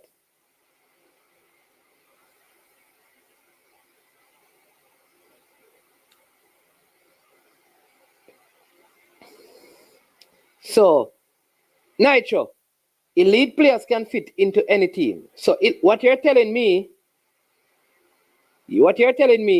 if you had a choice, you are saying that because these are elite players, 8 of them can come in for Jamaica to go and beat USA. That's all I'm asking. Just a yes or no. You understand me? That you can bring in 8 players. The coach, who many of you say can coach, who many of you say no good, can prepare them in 1 training session and a half to beat a USA team that has been playing from the World Cup qualifying. All right, you say yes. All right, leave it at that. I disagree with you. Listen, even Eric Ten Hag at Manchester United is talking about his team gelling. Pep talks about that. The top clubs talks about with the elite players, it takes time for them to gel. And you are telling me that this national team, and sometimes, like even Arsenal had 3 players and they said they needed time. People are saying the team is not fluent. They need time to develop. And you are telling me that a national team can bring in 8 new players and in 1 session and a half, because they are elite, they can go up and beat a USA team with Christian Pulisic and can beat that USA team with Balogun, can beat that USA team that has been playing so long.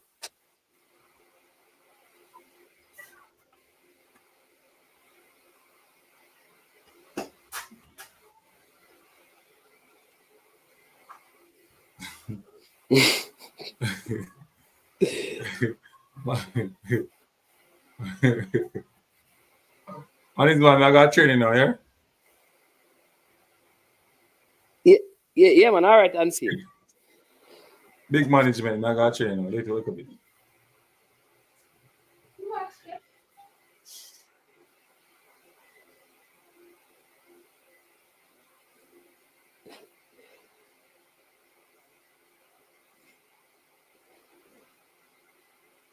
Here's what I'm asking you again, you know. Listen, I did say, you know, players can gel.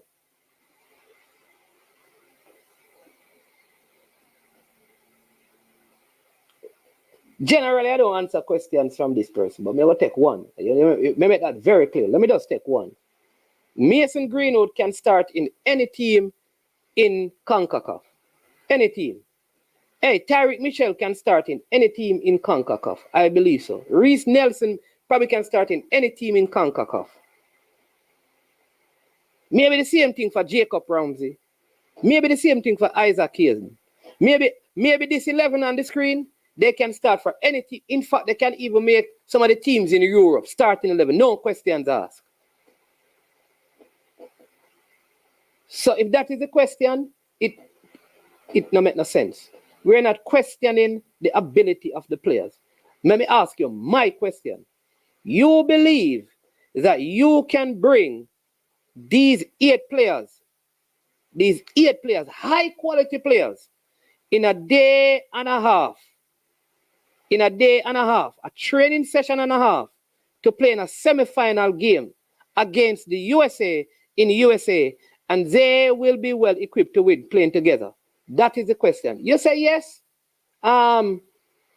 Nitro, I leave it at that. I disagree with you. You understand me? Any of you believe that? We disagree. You and I disagree.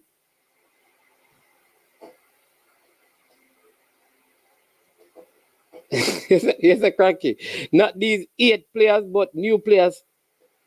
Not these 8, but you can bring 8 new players and compete and win. All right, cranky, give me.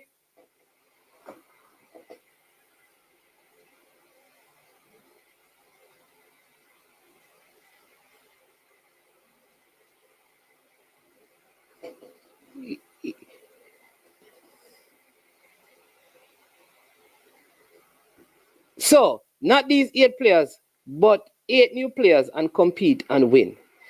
Here's what I'm asking again, because I'm not deviate from this. There is a team on the screen that has 8 new players in a starting 11.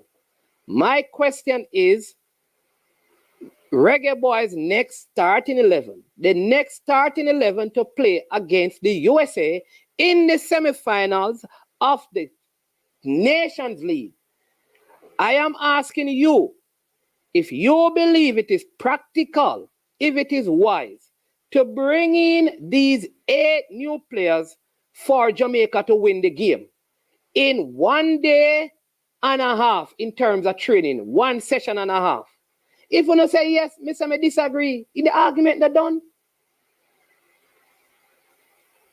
Well, you know nothing for love argue and talk. That is it. You don't believe that this is possible. Me not believe that. Not even Premier League teams, the top teams, don't bring in 8 new players in them starting 11 at the beginning of no season. Tell me a Premier League team that has done that before. Tell me one and had success. In even the first 3 games, tell me one. Give me an example where you have seen this work.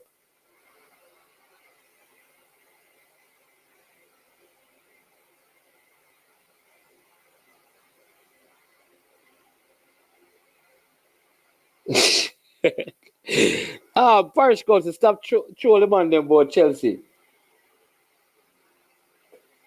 Stop trolling on them, Parish goes.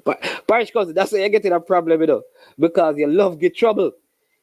You love get trouble. You see, trouble. You say the Chelsea fan them. The Chelsea fan them. But even Mount Pleasant, when Mount Pleasant started, you know who Mount Pleasant started in their first game?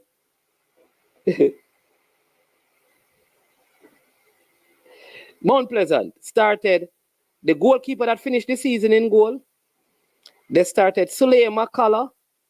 They started Jamai Topi. They started Demario. Remember that, you know. They started Kimona Bailey. They started regular players. I am saying, you know, all of these players should come in and represent Jamaica. But, brethren, no national team can go into a semi-finals expecting to win and get 8 brand new players who have never played together. And don't tell me that them playing at them club together.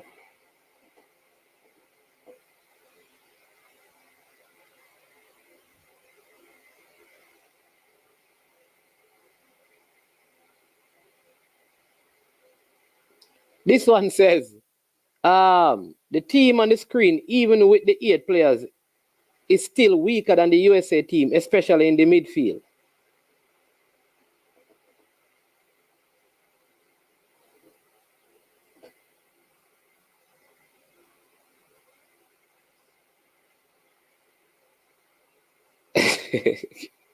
Hey, Parish calls to tell her, leave the people, right? All right, look, all right. So here's the thing with Chris Simmons now. Chris Simmons, you have an opinion and you don't seek to understand people. And every time people talk back to you, you get upset, but you believe you can always talk to people. Nobody is questioning the ability of the player, brethren. Why you can't get that? You want everybody to understand you. Understand this. Nobody is questioning the quality of Mason Greenwood. Nobody is questioning the quality of Reese Nelson. Nobody is questioning the quality of Tyreek Mitchell. Nobody not questioning the quality of the players. Nobody not questioning them quality. And there are many others. Here is what people are questioning. How realistic it is for 8 new players to come and play a semi-final game.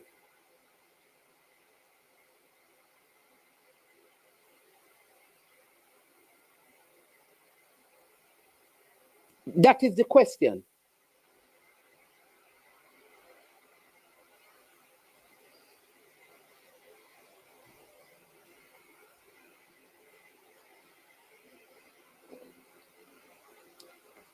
So, all right.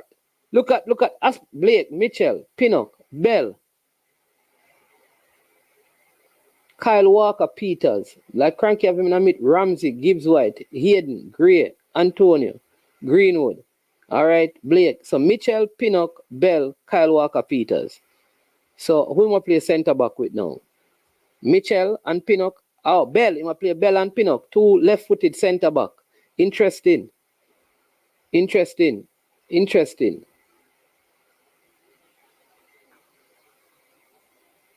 Okay, then you and I not agreeing. Okay, so you and I agree. Simple. That me I say. That's what I am saying. So we agree on that, man. that we agree on. It can't.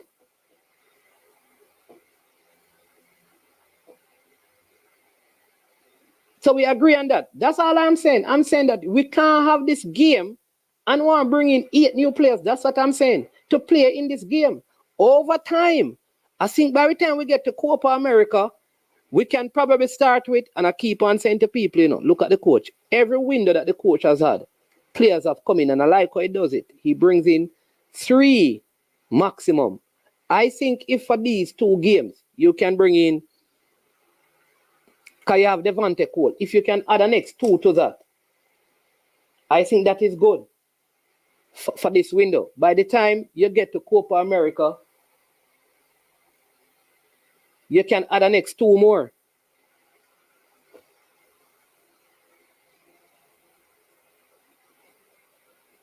I know this, you know, because, yeah, let me tell you with Panama, I think on the day, Jamaica had more quality in the players on the field than Panama had.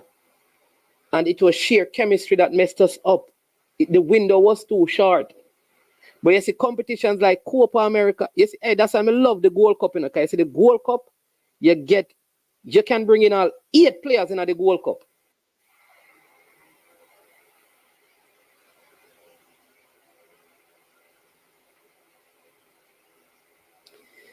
All right. So let me ask. All right. Big question this now. Say,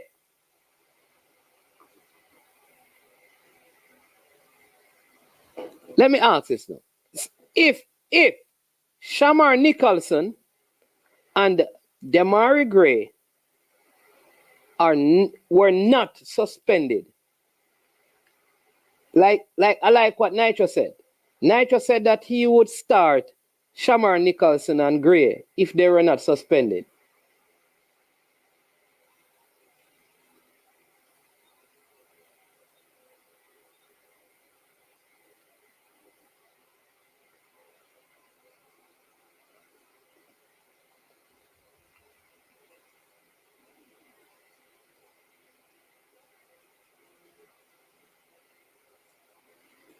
You mean 1738? Bless up, bless up.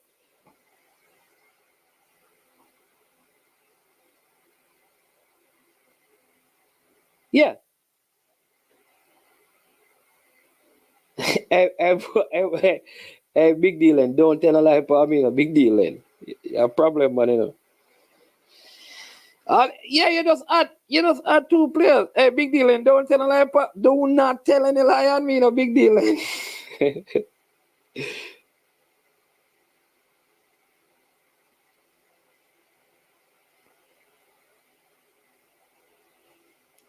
All right. Yeah, that's what I'm saying, Cranky. We have to pick a team based on reality. Really and truly. Jacob, you right now,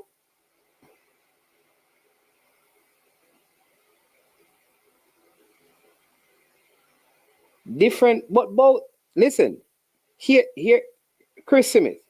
All right. So Chris Smith it says Management. Different from Jamaica. Tell me a team that would start Bowser over Greenwood. Here's what I'm telling you. In Canada, Shamar Nicholson scored 2 goals to get Jamaica in the finals. Shamar Nicholson and Demarai Gray have scored the most goals in this CONCACAF Nations League for Jamaica. Going into that game against the USA, like Nitro, if both of them were available, and even if Mason Greenwood were available, I am starting both of them. Maybe somebody else can get bench, to start Mason Greenwood. But I am starting Shamar Nicholson. And I am starting Demarai Gray. That is my pick. Somebody else can get bench. But those 2 players offensively has been the 2 best players for us. Why am I benching them? I have to find some other way. If I'm going to play Mason Greenwood, there has to be some other way. But those 2 are playing. So I don't know how you're going to tell me where I'm going to play. He has to play if he never carded. He must play even if Antonio on the bench. The man just scored 2 goals. And what merit am I going to bench him? This player playing a higher league? He must go start for me. You are different. You believe that, okay, I'm going to play the name over the form. And that's fine.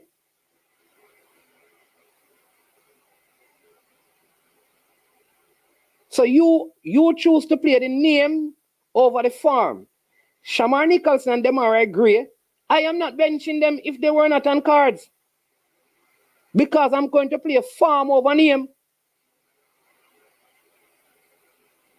Form over name.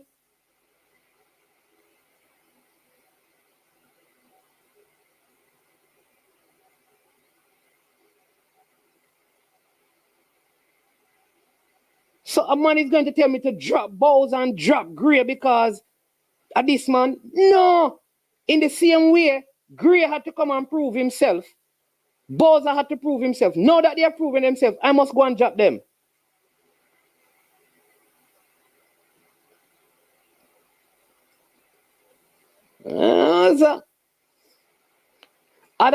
Find some other people who not performing. But you can't drop them on them that performing, man.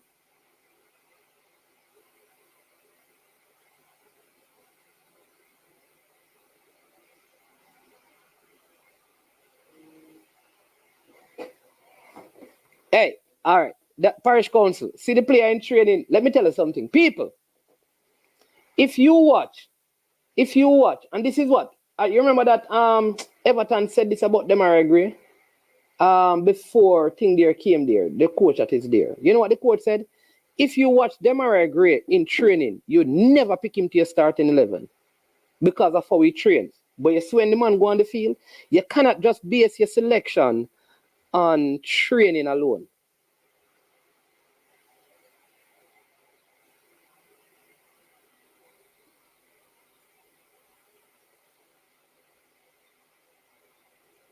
This man, hey brother, no such things I'm not say, man. That's why we can't. Listen, you just said you're not starting.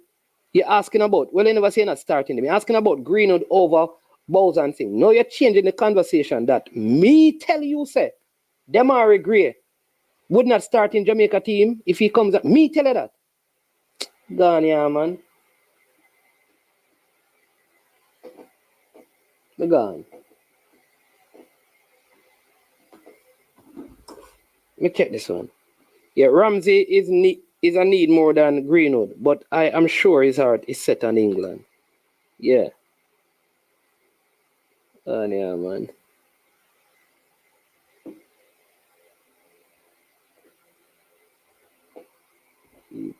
All right, people.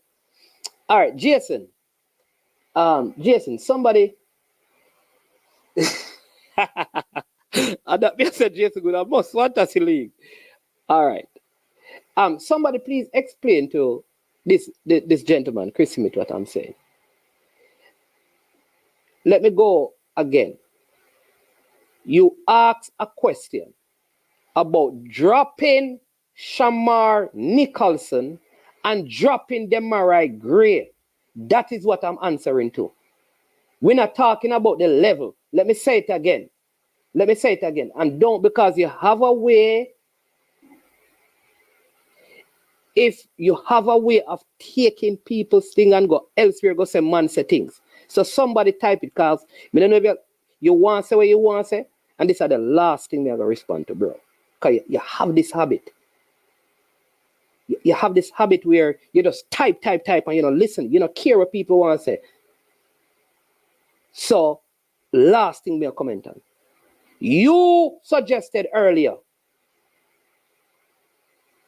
that Shamar Nicholson and Demarai Gray, I'm talking about the game against USA. I am saying to you, if they were not suspended, Shamar Nicholson and Demarai Gray has to start. If you're going to play Mason Greenwood, if he comes, must be for somebody else in that starting 11. Can't be for them two players there. How you discuss with me about different level? And remember me told you that. How many of you get this up? How many of you get this up? Different level. Who said the man is not at a different level? How we are discuss or we not discuss? That me and you discuss.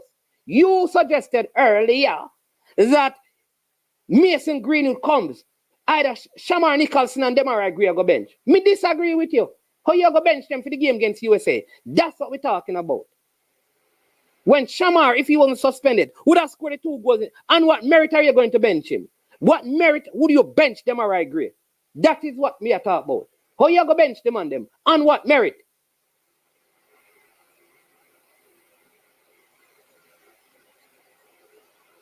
Four goals in 5 games and you go bench him.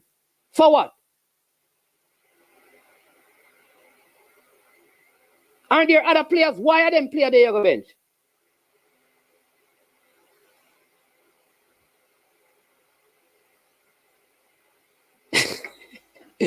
You understand me?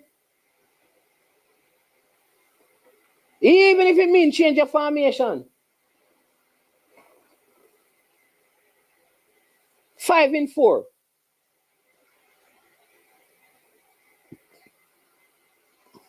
Five in 4. And you're going to say, drop Shamar. For what? You're going to say, all right, if you start score, the man start score, and on him we are going to drop. Demarai Gray score, and him forget drop. What kind of reasoning is that? That me I talk about. We don't talk about the levels. I did say to you that maybe all of these players on this Fantasy 11 on the screen could make any team in CONCACAF. So we're not talking about the levels of them. Because we believe that they're all a level up. Good players, if they should ever come and represent Jamaica.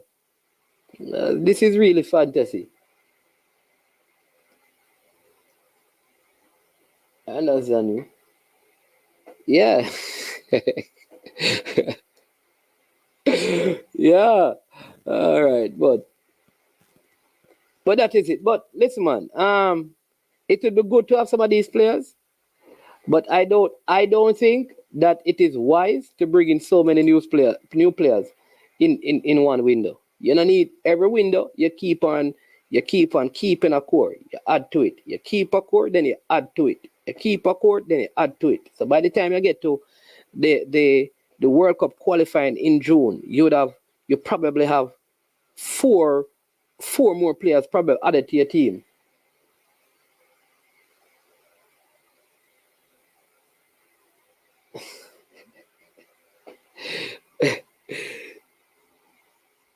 Management, do you really believe Blake can make Soca Warriors team? It's a trick question this year, ask me the truth. It must be a trick question. It's calling that. It must be a trick question this year, ask me.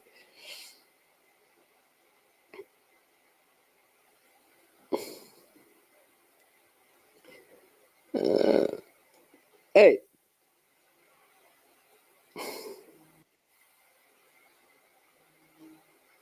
We have a call. Let me take this call. You know what the caller has to say.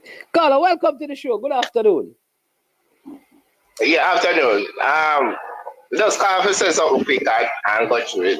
Go through. Afternoon to your commenters. On the cross post challenge in our training. Cross post challenge? Yeah, we don't kick it on the crossbar. Yeah, crossbar challenge. Oh, you mean like you do that in a training? If you do crossbar, no, man, when the reggae boys them come together, if they do it in that training. Yeah, man, them do different thing. They will do penalty shootout and sometimes they do cross. Don't give Bailey no more crossbar challenge to do. Tell the coach, so don't give Bailey no more crossbar challenge to do. No, 4 games in a row, Bailey lick the post. 4 games in a row. That's enough. Caller. Yeah. You know, say the post different from the bar. Alright, how much time you hit the bar? 2 times. No, alright, post him hit. 2 times. Which one is the bar? The bar right top of the goal. Yeah, take me that man. No. 2 times, mama lick the ball. Do not give no more at it. But I put that joke aside still.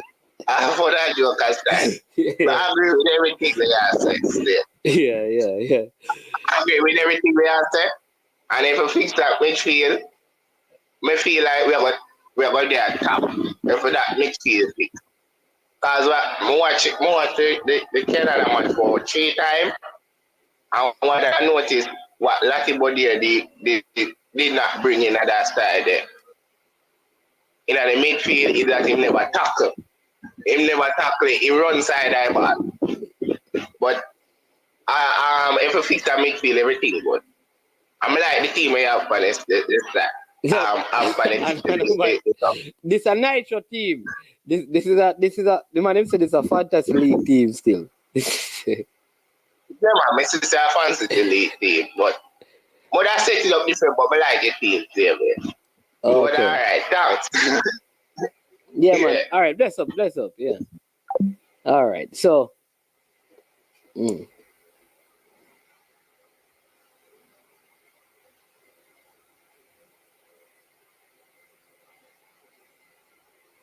Yep. Yeah.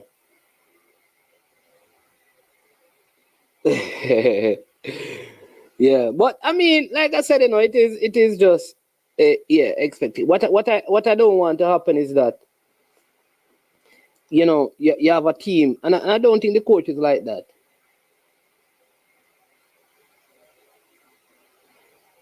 you know, to like I said, bring in multiple players. You know, I don't think it's a good idea. I don't think it is wise. And I think there are consequences to that because, you know, chemistry is important. You know, quality is very important. And I would agree that better quality players gel faster. I don't think going into an important game like this, you want to, especially a starting 11, you want to bring in 7, 6, 8 players in your starting 11. I think that's a recipe for disaster.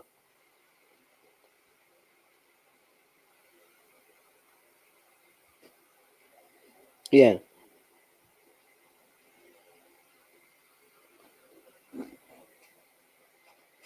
They said that there could be US agents in our midst. That is true. Hey, people say it was a good one, right? It is a good one. Listen, I want to show you something. The I Am Sure Sports Fantasy League, right? I'm going to show you what's going on with it. Take out that fancy, you know, show you what is going on. Demo said, you know, yeah, Demo said to us. Demo said that he was going to come and talk about, you know, yeah, after the round was finished, he would come and speak. All right. Since he realized that he's not at the top of the fantasy league, Demo has decided not to probably come on to the show. So what's up, Bob? There you go. So let me show you. Jason is leading, 831. Nigel, Full Effect is second. More Juice FC third. Dre Anyweather Sports fifth. Jata the Shatter Devo is all the way down in fifth. Just 5 points above the Fireman. You know, the Invincibles are next. T-Got is at 8.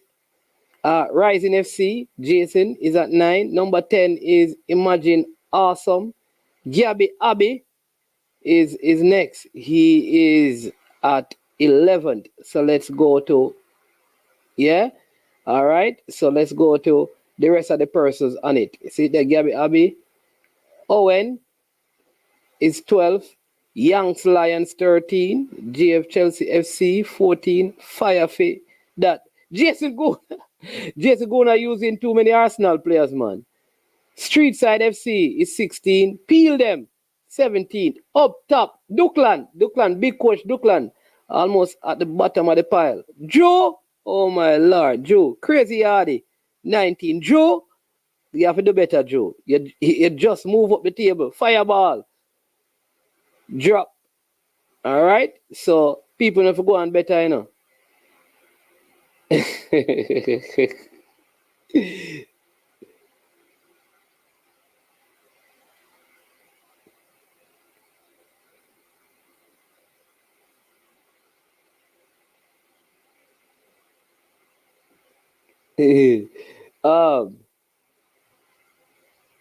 one says, Jason, strength in the midfield, top team this.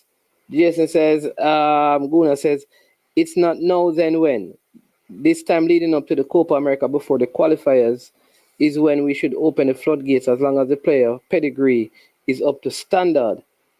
The man them no logical. Miguel, Mr. United says, Miguel, come to think of it, you might be right. Corey Canarfi says, personally, I think Mason thinks he still got a shot of the English team. Drew said he started 4 games. Management, are you using previous coaching mistake? Why did you say it's not a good idea to bring in all? I don't think you can.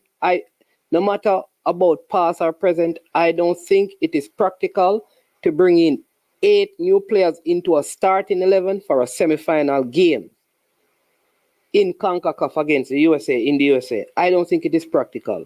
And that has nothing to do with past experience.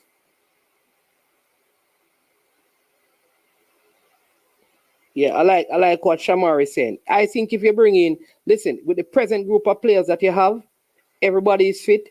If you bring back Casey, you bring in, say Mason Greenwood and Tyreek Mitchell, I think that changes the dynamics. The last time we played the USA, people going to talk about this. In Jamaica, when Damian Lowe scored, we should have won that game if we weren't robbed. When we played them in the Gold Cup, again, we should have won that game in the Gold Cup. So I think right now, adding those two players with the present mix of players is a big deal. Lots of problem will cause them.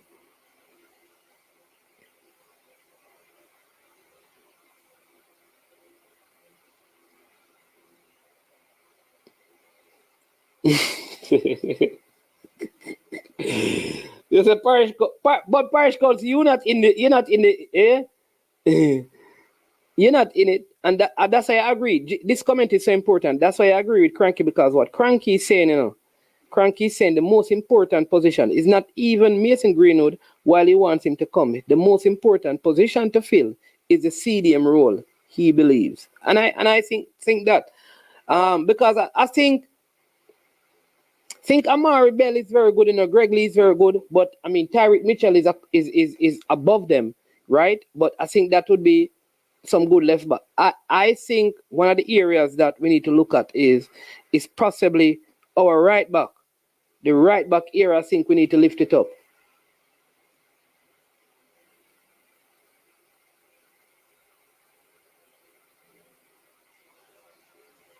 Understand me? But yeah, people, we want to have the debate, Peter, I know Peter, which side you're on the argument. I need somebody. I mean, we're going to discuss the JFF, the girls. Want to debate that.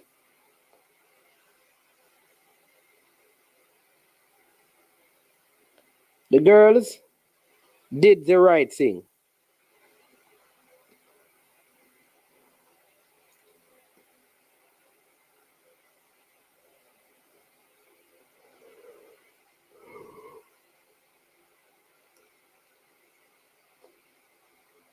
Yeah.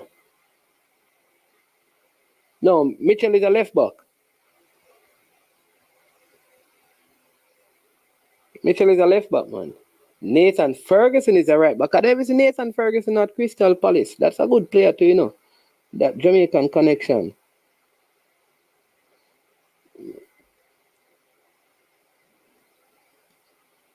Oh, you nominate Cranky? Peter, you and Cranky.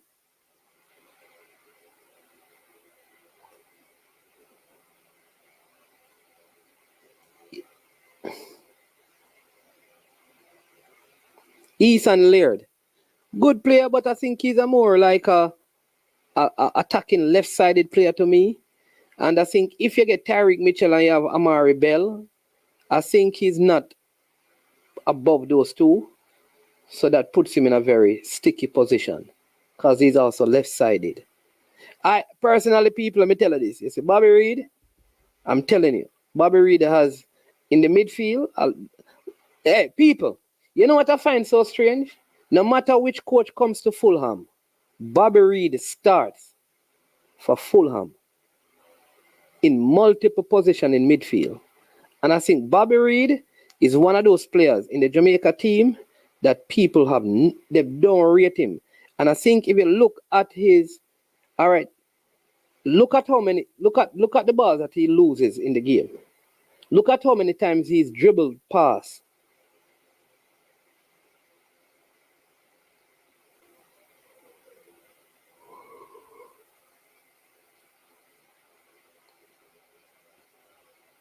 And all Ethan Laird is a right-sided player. I swear that he was left back, Let me check it again. And a lot of people, I realize that a lot of times people want, they always want Bobby, as soon as players come in, Bobby must be dropped. Almost every time a new player come in, Bobby can be dropped. Bobby can be dropped. Let me tell you again, look at Fulham. Any coach come in, no matter which player them buy, they always find a way of playing Bobby Reid.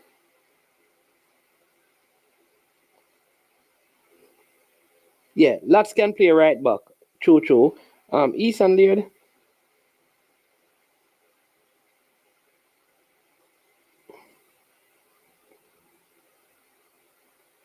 Yeah. Oh, he's a right back. How did I get him as a left back?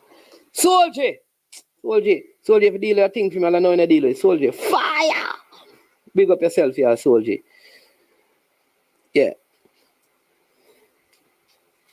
Yeah.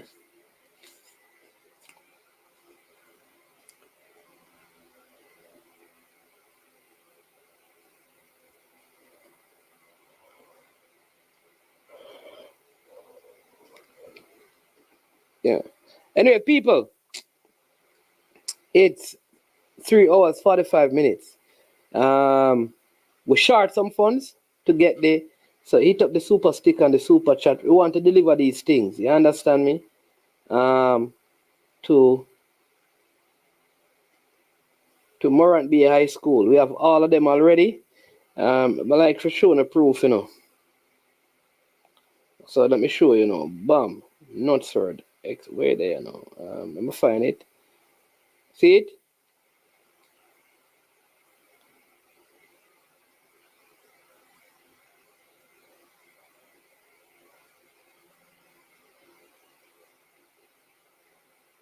See it? Pick them up on Northsword Express. You see it? Yeah, man. Hey, me don't want to see the receipt number and go pick up the thing them, I'll do it in a day now, no name. I don't have no ID. All right? And we have all of this stuff. So we want to get those things. And so by next week, we can deliver them to, Morant Bay High School.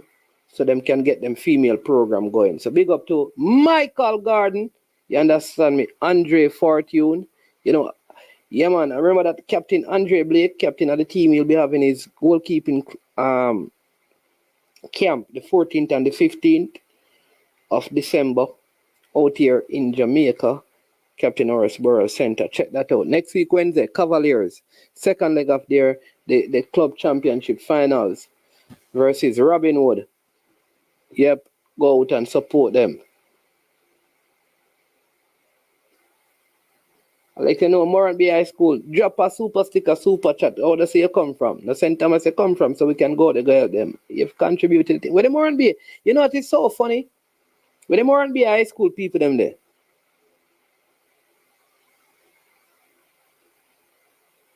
The Morant Bay High School people them. The St. Thomas people them. You have this man. Hey, you know that these people say I must big up. The Russies people say I must big up. Stan Cranky, Stan Cranky, people is one of them. Guys who do a lot of things behind the scene, And the Russies people them said to me, that Stan Cranky has made some significant contributions to the Russies building block program. Alex, welcome. Good afternoon, sir. I never know you do what I eat. Some good work what I eat. Yeah, man. We make sure we touch every one. We want to touch the north, the south, the east, and the west. You understand me? Yeah, man. Yeah. I know German. I'm not telling you. I know German. And him family. Your father come from part called Portmore. You see me? I know Germany when I play. My mother got school together. You see me? And before he left and got Harbour, you can used to play for team or the cup team. Your mother is a young lady, man. Yeah, mother, young lady. No, mother, 42. Mother, 42. Wait, she say young. They're not young. Yeah. No, man, your mother young, man. Me a big man for your mother, Alex, man. Yeah, that mean you could have been my son in a youth. No, me not say no. Never say so. No, man say no. Me not say no. I know you say. No, me never say no, say you can't be my father. Never that. Never do say, you come to that place and do good things, Yeah. Yeah, man. So next week we're supposed to deal with it. We need to play for we used to play Real Salt Lake name again, where we used to play for Jamaica, man. Jermaine. No, man. Left back when they play for Real Salt Lake, man. Phillips. Oh, thing there. Demar Phillips. Demar Phillips, him good man, You see me? Me one time, brother-in-law used to play for Tivoli Garden. They have blue suit. Yes. Breaking region one time. You one time what? One time, brother-in-law. Was talking to his sister. Oh, you used to talk to Breckenridge sister? Yes. But Breckenridge sister is a big woman for you, man. No, man, that you have a little sister, man. Oh, the one we are 15? Yeah. No, what the man is my one at 15. We are a big sister, 20s, man. Yeah, wait there. Yeah, my sister was just on police the other day. Yeah. Okay. Yeah. Better say my place, man. I can't say to myself, a little man. My place, you see me? Okay. Yeah, man, we are gonna make sure we deliver the thing them on the high school before the Christmas break over, you know? Before the Christmas? Yeah, man, next week, next week, all of them reach Jamaica now. We just had them shipped and cleared. Like I was saying that almost Michael Garden know this and Andre, I mean, it was 70,000 to clear them, you know, but we have to make sure so we deal with it. But if it have links away, you could have get a little cheaper still, you know. No, man, because we have people like you who can now make a contribution to the cause. Of course, you know. Of course, man. When I said no. Yeah, you know that Blue Mountain Entertainment Group is from St. Thomas, you know, because hey, me I go up on Morant High School now. All of the St. Thomas people them. You understand me? Make sure no come on. Hopefully me there yard by the time you go up. Next week, you know, brother. By next week, Wednesday, we're gonna do it and drop the video Thursday, you know. Alright. We link. Yeah. We link you. Yeah, man. Alright, cool. Mm-hmm. Yeah. Alright, that is Alex, people. Yeah. Big up yourself, Alex. Yeah, man. And who again? Ball, I tell you, said that him a St. Thomas, man. Yeah, man. Morant High School. We are going out there. Peter says, if you had put me up against Parish Council, I'd take up the offer because that would be an easy one. But you put me up against seasoned veteran. I have never even been at a debate stage. All right, the man said, him say, cranky, well seasoned up, you understand me? So I'm now going to challenge cranky. All right. Parish Council, you want to debate Peter? JFF and the girls matter. Yeah, but the Rossi's Brosis Foundation, Rossi's High School, so a big up cranky. They said that he's one of those persons who is a major donor to their projects. Big up cranky, you understand me? You need to make we just connect and do the thing what I St. Thomas to, you know. Call out the whole army, you know. I think it's easy. Yeah. Parish Council, you know that a little way still, you know, the man take a swipe at you know, because he must say, if you and it go up against it would be an easy win. You see, Parish Council challenge him, man.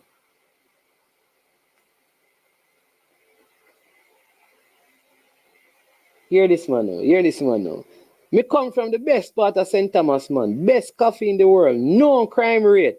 Worst road in the world.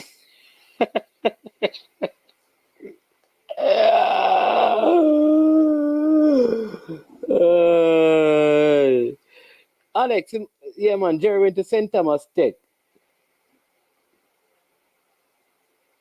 Yeah, Alfred Hyde, yeah, man. Fantasy world. Yeah, but people, listen, big up yourselves, you know. You understand me? Every one of you.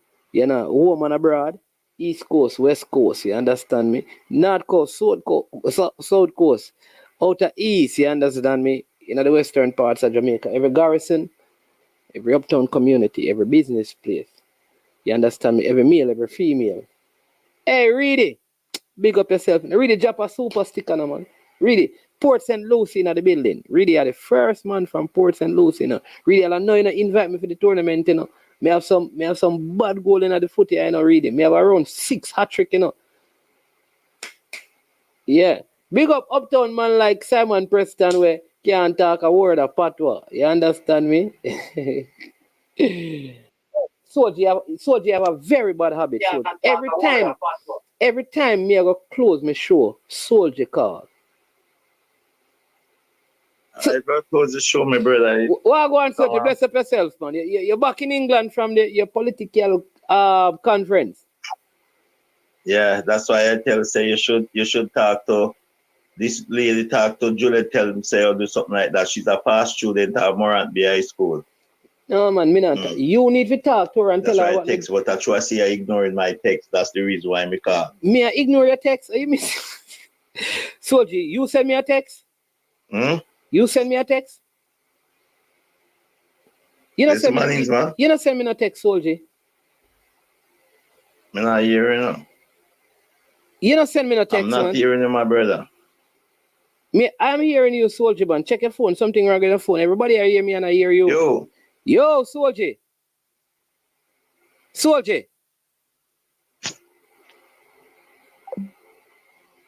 Soldier, our soldier are going with, man. Soldier. Yeah, I was not hearing none at all. Yeah, where you send me text? Me not have no text from your soldier.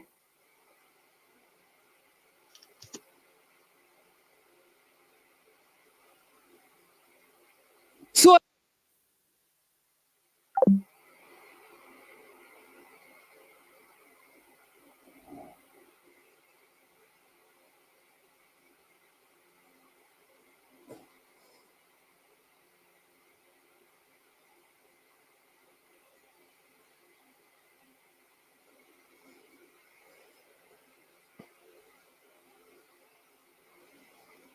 soldier!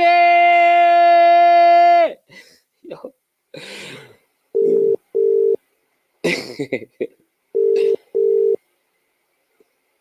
Last time in a soldier, you snooze alone.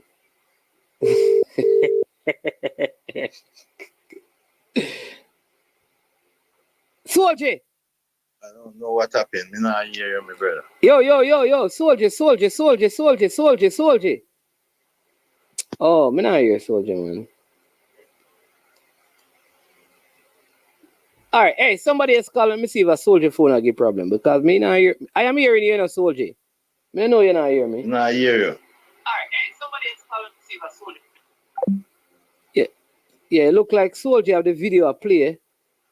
Somebody else, please call in. Let me see if a soldier phone had the problem. Soldier, fix up the phone, cause I don't know what I want. Soldier a good man. Soldier come support him in part, you know.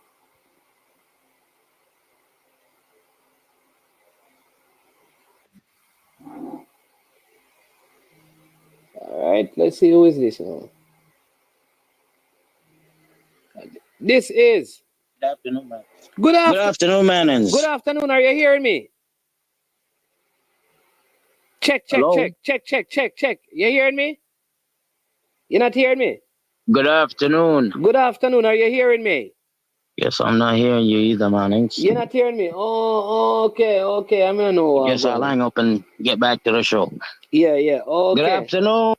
Okay, something wrong, you know. Soldier and a earphone, man. Something wrong over here, sir. A sign on one does.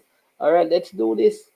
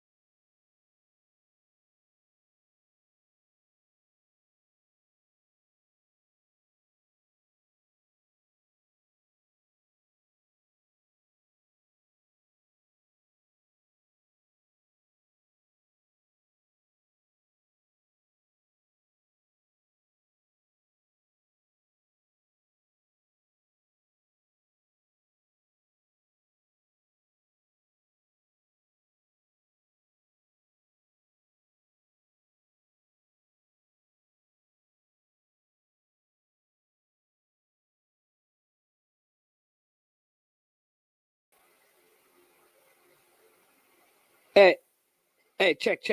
Alex, don't call back the line here now, Alex. Alex, do not call back the line, Alex. From Alex call, a be a problem. on the line. Let me just call back Soldier, cause Alex, don't call back the line here, Alex.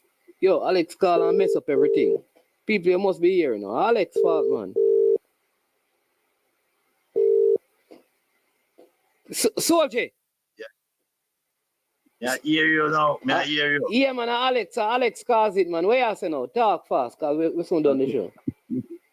Yeah, man, I was just saying to you, said Juliet Cuthbert is a past student at Morant Bay, so you should reach out to her and let she give 100,000 if you go out there, go give the people them. Yeah. So why would she give me? Why would she give me 100,000? Why should I just go give them the 100,000 herself? Why should I give them? Yeah, because she say you do a good thing towards our school, so she can give it to you. It's simple as that, you know.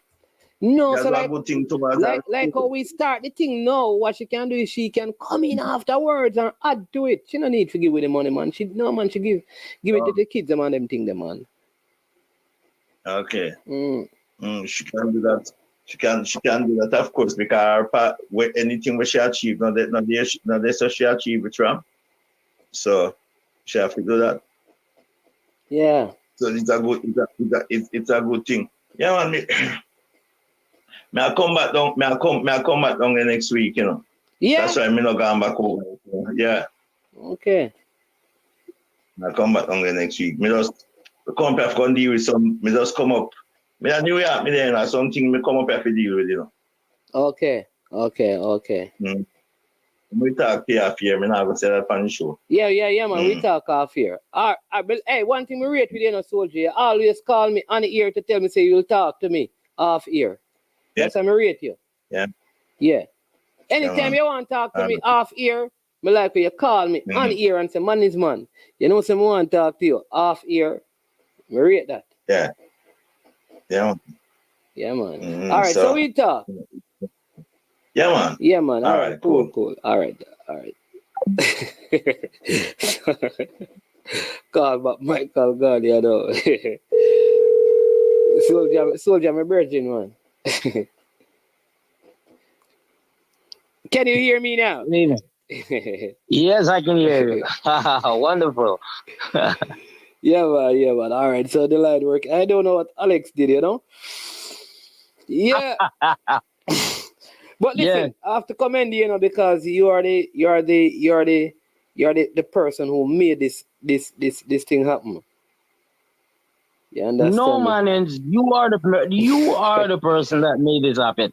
This could never have happened without you putting out an olive branch and saying, you know, people that are in the diaspora, if you want to help, this is one way that you can help. So this was not achieved by me alone. This was initiated by you, and you know, Andre Fortune very much helped me with this, so I really appreciate this.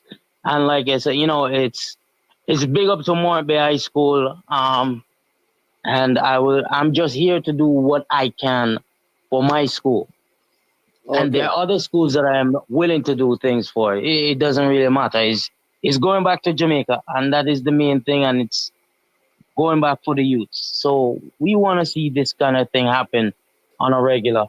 Let me also take the time out to also big up Dr. Brian James from Morant Bay High School, who is also an anesthesiologist doctor at KPH. He's also a part of this, and he's the main architect of the Morant Bay High School Past Student Association. So we have to give big ups to him. All right. And to everybody else that are in Morant Bay High School Past Student Association all over the US, Canada, and United States and England. All right. So big up to them too. All right. Wonderful. Love that. You understand me? Yeah, man. There you go. All right. Bless up yourself, Sir Gordon. We will talk. You understand me? We're going to run on because this is 4 hours. We got to do some work on this Friday. You understand? We got to pay some bills. Yeah, man. All right. Thank you very much. I really appreciate it. Thank you, everyone. All It's right. been a pleasure. All right. Over and out. Over and out. Yeah, man. All right, listen, and big up to everyone in the comment section. You understand me? Thank you so much for being a part of the show today. As usual, I am Management. This is I Am Sure Sports. Thanks to every person who so far has liked the video, share the video, who subscribed today. We're trying to get to 7,000, and people always wonder why you don't have more subscribers. You can help with doing that. All right? Whenever you are doing it for Woolmers and Dintil and Ochi High School, I'll do something. No, soldier, that is not how it works. You and I can work together when you come next week to do something for Ochi High School. Come on, soldier. So you talk off here, you tell me what I can do and I get the resources. You don't need for help. Make we do that. You understand me? Let's start with Ochi High. Right, that's over there. Next week when they come, we'll go up there and let's go so bam! And drop some boots and some ball and some things at the youth them foot. We do that, soldier. Next week when I reach and stop talk about, tell you about it. Ready to do work right now. No more waiting. We're changing lives. One life at a time. I am Management. This has been I Am Sure Sports, and tomorrow Arsenal will extend their lead at the top of the Premier League. You know we don't play Gunners forever. Whatever. Big up. Oh na na na na na na. Oh na na na na na na. Oh na na na na na na. Oh na na. It's all about Onana. And the goal in my love is score, sir. Let Manchester get dropped out of the Champions League. It's all about Onana. And the goal in my love is score, sir. Big up. Yo, don't clip that, you know. Jason, come on, know you're good for that, you know. You, Jason, don't clip that. Oh, no. Have a good day, people. I am Management. I am over and out.